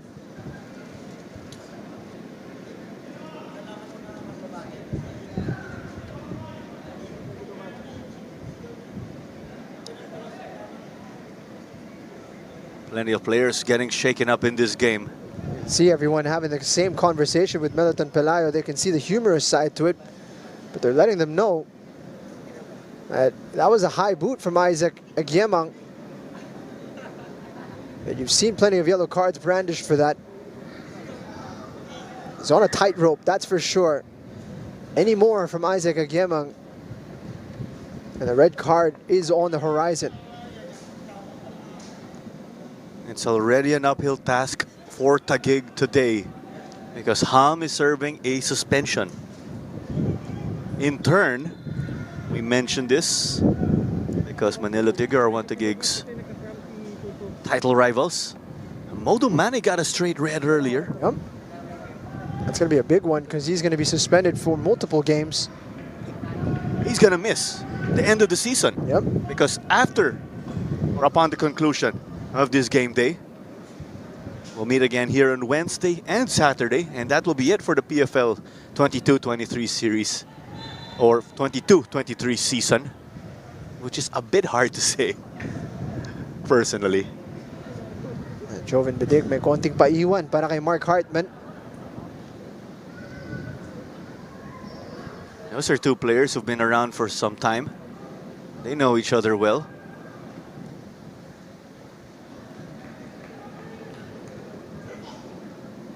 Aldeguer just sending that to the side, as opposed to just letting Komaki get this and just hit the gas down the wing.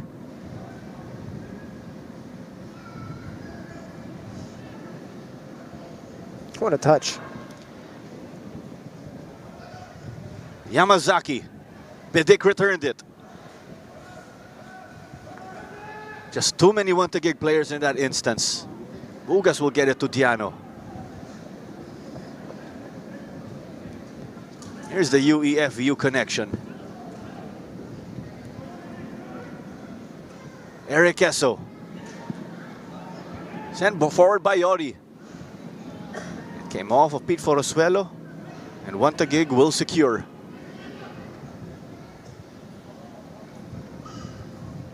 And that release valve you were talking about with Joven Bidik, that's what's been working wonders here for Kaya.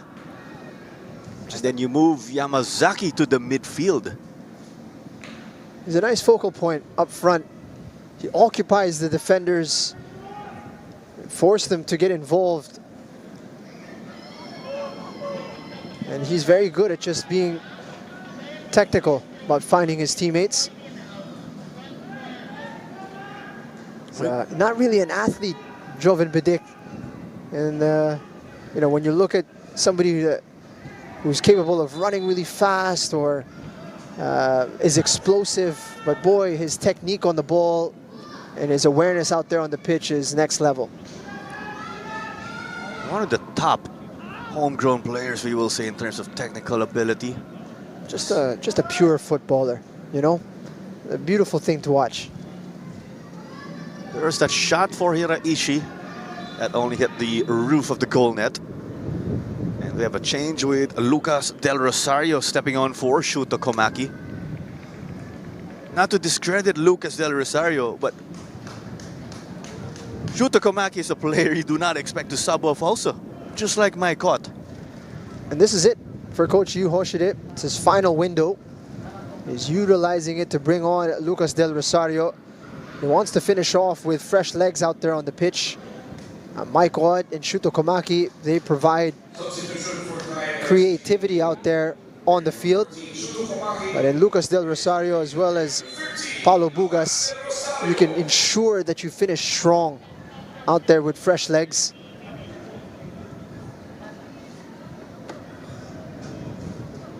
Lucas Del Rosario himself, quite a creative player. Del Rosario has not seen many opportunities as of late. He looked to use this one. It's quality minutes that they are going for. What surprises me more, Claro, is that Kaya have utilized all of their windows. They've used 4 substitutions or 4 substitutes already. Meanwhile, Taguig have only used 1. And they're the ones chasing the game here, and they're the ones who are not creating at the moment. They require a bit of inspiration out there on the pitch. And you wonder, is 10 minutes going to be enough to affect this match? Speaking of substitutions, we just got to see Marcus Haber and Kurt Dizon head over to the technical area. They may be on the verge of entering this game. Narinig ka ata ni Coach Arvin Jing. Si Mahmoud Ali is also injured, so I wonder if that changes the plan a little bit. Kurt Dizon might come on for Mahmoud Ali, and Marcus Haber might come on for Giamang. Well, we will see. At the moment, they're playing 10 against 11. Hartman's ball is met by Schrock. Yamazaki immediately came to help. Shiraki's cross, no good. That's how it's been for him this evening. He's holding on to his right foot. Not sure there was a lot of contact there. Mardiano certainly felt there wasn't enough.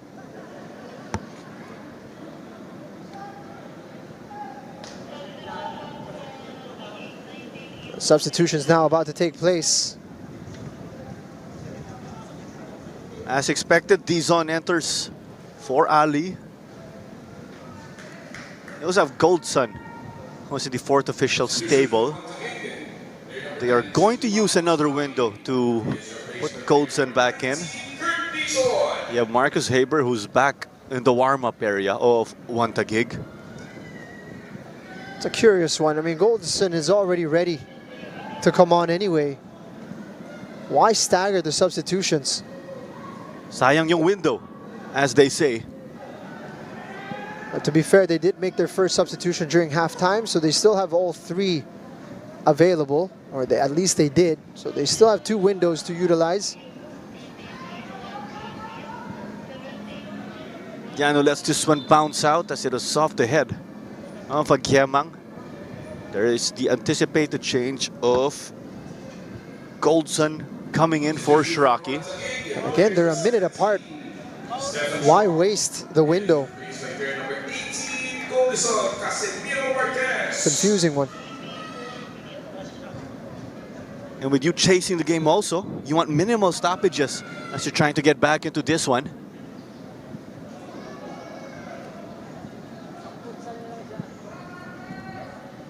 Let's look at the remaining assignments also of our teams competing. So TAGUIG will square off with Aguilas on Wednesday, May 27. And they will cap off the season with a game versus Manila Digger, their title rivals. Kaya will square off with Digger on Wednesday. As Dato met this cross.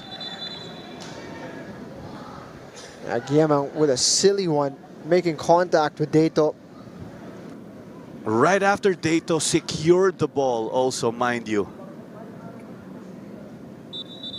It was well with him already. Not sure why he came flying in all of a sudden.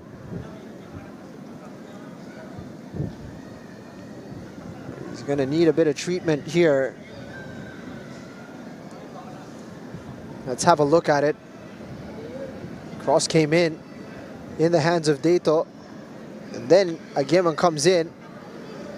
Medyo alanganin, which forced Malamanzoko into action. I think Dato's going to be okay. Was it the shoulder that was scraped? Slight contact on the boot, on the back or shoulder of Patrick Dato. Masakit yun, of course, with the cleats, as we know, on any football boot. But this works against TAGUIG. This is the opposite of what you want. You want a bit of fluidity in the game. You want to be able to apply pressure on Kaya FC. Instead, you're getting a stoppage, a chance to breathe, take the momentum out of the match. And here comes the change that was supposed to be made earlier. Marcus Haber was going to come on. They've staggered these changes within a minute of each other. I wonder. Now here comes the rain. We could feel it in the air also earlier. Substitution for TAGUIG. Player number 71, Isaac Agyemang, is replaced by player number 7, Marcus Haber. Well, we started off the season again, as you said, in the bare months, where temperatures just go down bit by bit and make the weather a bit more comfortable by Philippine standards. It got relatively cold in January and February, and we had the full-blown heat in the summer. We're still experiencing it now, of course, but there's the transition to the rainy season.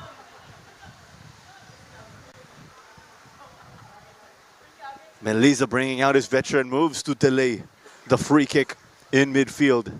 Not giving Hartman any room here. He had to put in the work just to send this ball. Tandaan nga natin, Jing, One Taguig swept its assignments against Kaya FC in the first 2 rounds. Kaya getting this window in the championship round when things are much more critical and they are potentially derailing the title hopes of Taguig. Yep, when the chips are down, when it has mattered the most, Kaya have picked up the points instead of Taguig.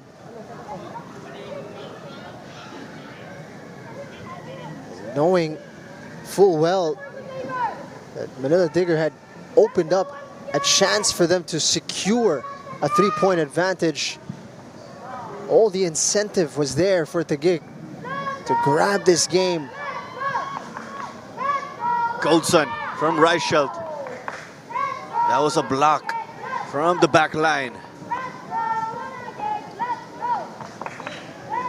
But just like that win of Kaya versus Aguilas, it's their subs who are really making the difference in this matchup.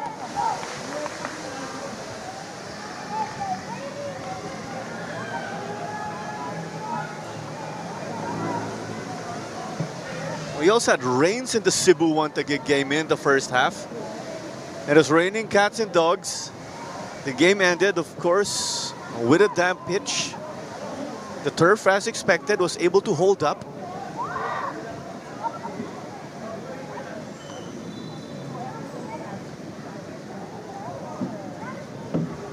You wonder if the rain is going to contribute to some sort of late drama, maybe a slip here.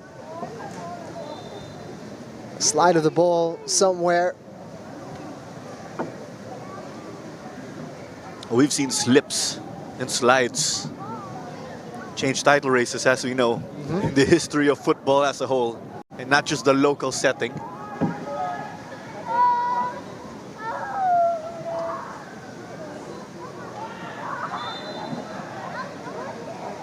It's another foul here. Things just going the way of Kaya. One Taguig doing the opposite of what they want to do. They're having to defend when they need to create scoring opportunities.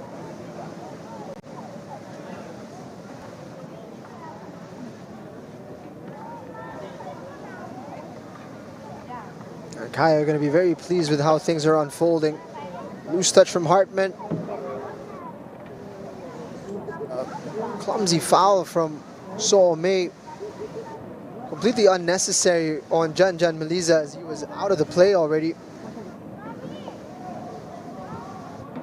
The wind continues to blow from left to right. One could argue that favors Kaya in terms of attacking direction. Lisa, he couldn't go for the connection. Now there's that sense of urgency with One Taguig getting this opportunity to attack. There will be a minimum of 6 minutes of additional time. Plenty of football remaining here, an eternity you could say. A draw could help the cause of One Taguig in the title race. Well, they at least need a draw to hold on to the lead in terms of points in the standings. Because if One Taguig fall, our two teams again competing for the title, Digger and Taguig, will be leveled at 56 points each, but goal difference will favor Manila Digger in terms of tiebreakers. That's how tight this title race is. Really separated by just goal difference. And this championship round proving that it is going to be a very exciting format moving forward. You can see Manila Digger, after having blown past the competition over the course of the 2 rounds, all of a sudden have gone winless in 3 games. The gig, if this result stands, will have gotten 1 win, 1 draw, and a loss. Golden collected from D-zone. Hartman will go for it. Kaya's defense getting the job done. Bidik with a lovely flick. It's a foot race. Rosuelo the victor. Sato will boot it long. Desperation time for TAGUIG. They'll slip to second. They fall in this one. So, Hartman. We'll try again. Maluman Zoko getting the stop there. Eric Gesso, what a run. It's not often you'll see him doing this. More of him giving it to a teammate who'll bring it up. Back with Eric. Will they waste time on the corner kick spot? Not the case here.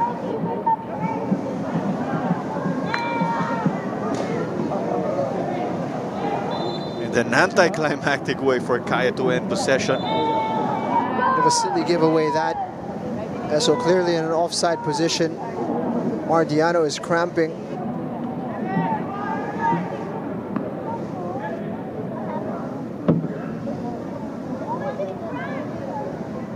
There's the benefit of the doubt here for Mardiano.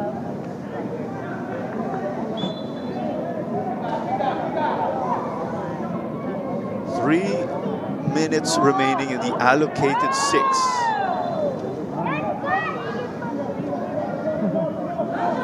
And Lisa and Bidik bringing all the tricks out of the bag.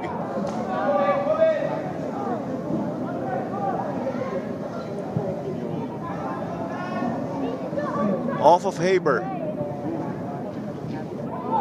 Mori getting that ball just to travel on the ground and bounce all the way to Bidik. There's just so much space with TAGUIG understandably committing numbers. Yamazaki. Sato. It's the dagger though for Kaya. Paulo Bugas making it 3-1. Brings out the Martini. Corner flag kick.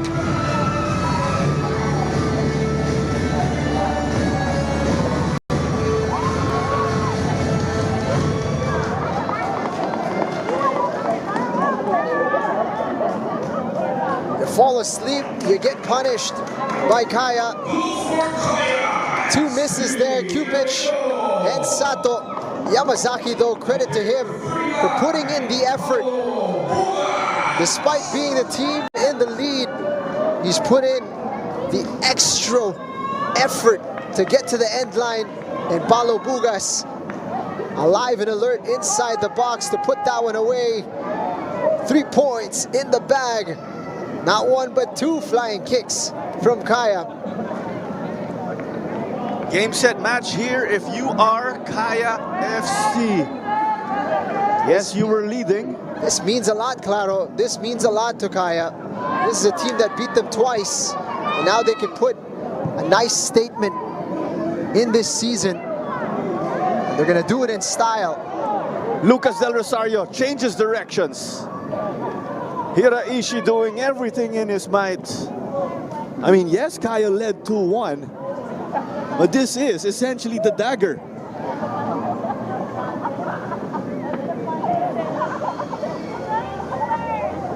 Now these teams will have a very different next 3 days.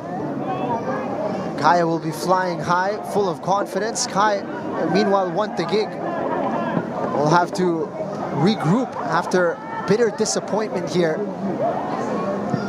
Missing out on a fantastic opportunity. Now they relinquish their position as league leaders. Kaya on the verge of making it back-to-back wins in the 3rd round. It did start off with a draw in this championship round, but it's back-to-back wins for Kaya FC Iloilo. The defending champions for a reason. They are going to fly that flag high up until the last day. And what a way to do it. Kaya spoiling One Tagig's efforts in the title race. Not that it's taken away, but the path now more difficult for One Tagig. And you have Kaya elevating to 48 points. That's 4 points clear of Cebu FC in the standings also. Impressive from the defending champions, showing why they are one of the best teams in the country. And barring this mistake from Maluman Zoko, there was only one team really winning this game. And Kaya FC Iloilo, well-deserved winners on this evening. Both teams experiencing the highs and the lows in this one. Difficult day for Patrick Reichel, One Tagig's top scorer and number 3 actually in the Golden Boot race. Difficult day for Shraki too. Kaya's defense, Kaya's midfield dictating this one.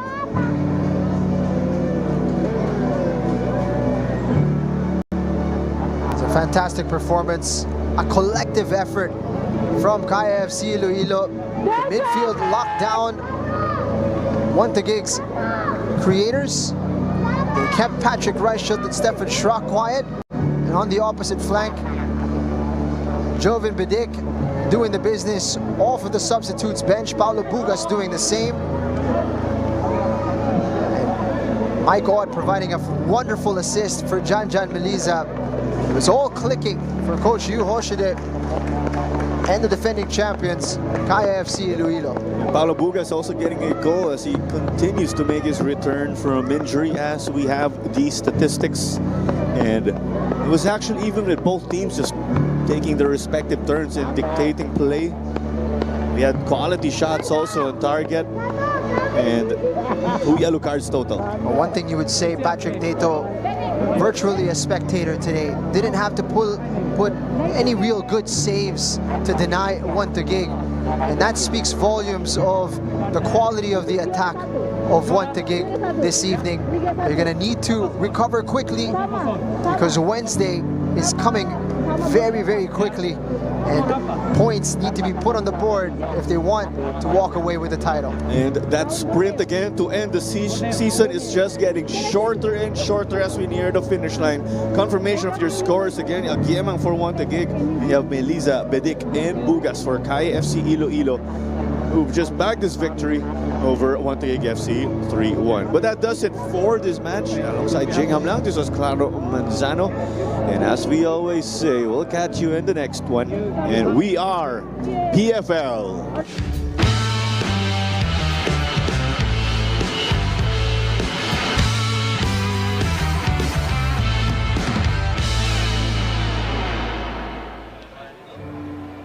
Bedic, congratulations on winning Man of the Match. You came on as a sub and quickly changed the game. What can you say about your performance in today's match? Siguro, ako naman, ever since Kaya, binibigay ko naman lahat. Even sub or starting, siguro yun lang yung tangi kong mabibigay sa club is yung effort ko lagi pag nasa game ako. For 2 games now, you have come off the bench and quickly made that impact. What can you say about the role that you play for Kaya? Siguro yung pag-accept ko sa binibigay sa akin ng coaches at sa kanang management. Siguro yun lang, gusto lang namin pa rin magpatuloy sa panalo hanggang sa end of the season. And what has been the mindset of Kaya during training, in the locker room, coming into this championship round? Yes, since nakuha namin yung panalo last game, yun nga, gusto lang namin na tuloy-tuloy na makuha yung rhythm namin hanggang sa end of the season, kung ano man yung makuha naming place. What do you think has been one of the key factors in Kaya getting great momentum in your last few matches? Siguro yung mga na-learn namin sa mga talo namin. Siguro nga sabi na nga ng boss namin na itong last 5 games, kailangan lang namin i-prove na worthy pa rin kami na sa championship. All right. And what is your message to the fans, all the Kaya fans, and all the fans of the Philippine Football League? Keep watching PFL. Supportahan natin yung lahat ng clubs and yung PFF. Okay, congratulations. Thank you.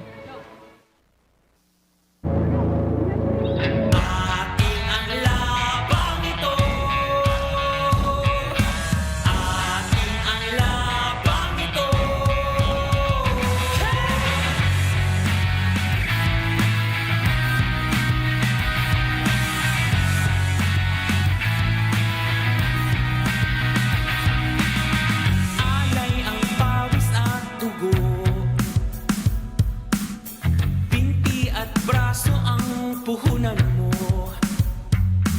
sa bawat segundong huminga. Pruweba to na ika'y uubra. Ang puso iyong pakinggan. Pangalan mo kanilang tinitilian. Diretso lang ang tingin, di kanila kaya. Huge pass for the goalkeeper, putting himself under pressure. It's the opener. Halike, will he take it? What a goal! Halike! And it's a goal. Bottom left corner. Opportunity for Philippine Army, and it is an equalizer. Fantastic goal. Esprit on the right side, looking for the cross. Beto, and it's a goal for Taguig. Yoka takes it straight to the goal. First blood drawn. Could easily be pulled back, but here's Aristorenas, no offside. Aristorenas makes it two. Mirbach meets that one from Malunsoko. Shoots, and they double the lead.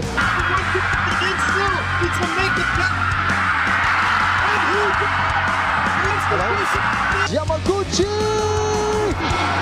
What a hit! And there's an attacking chance, and the Águila slip it in.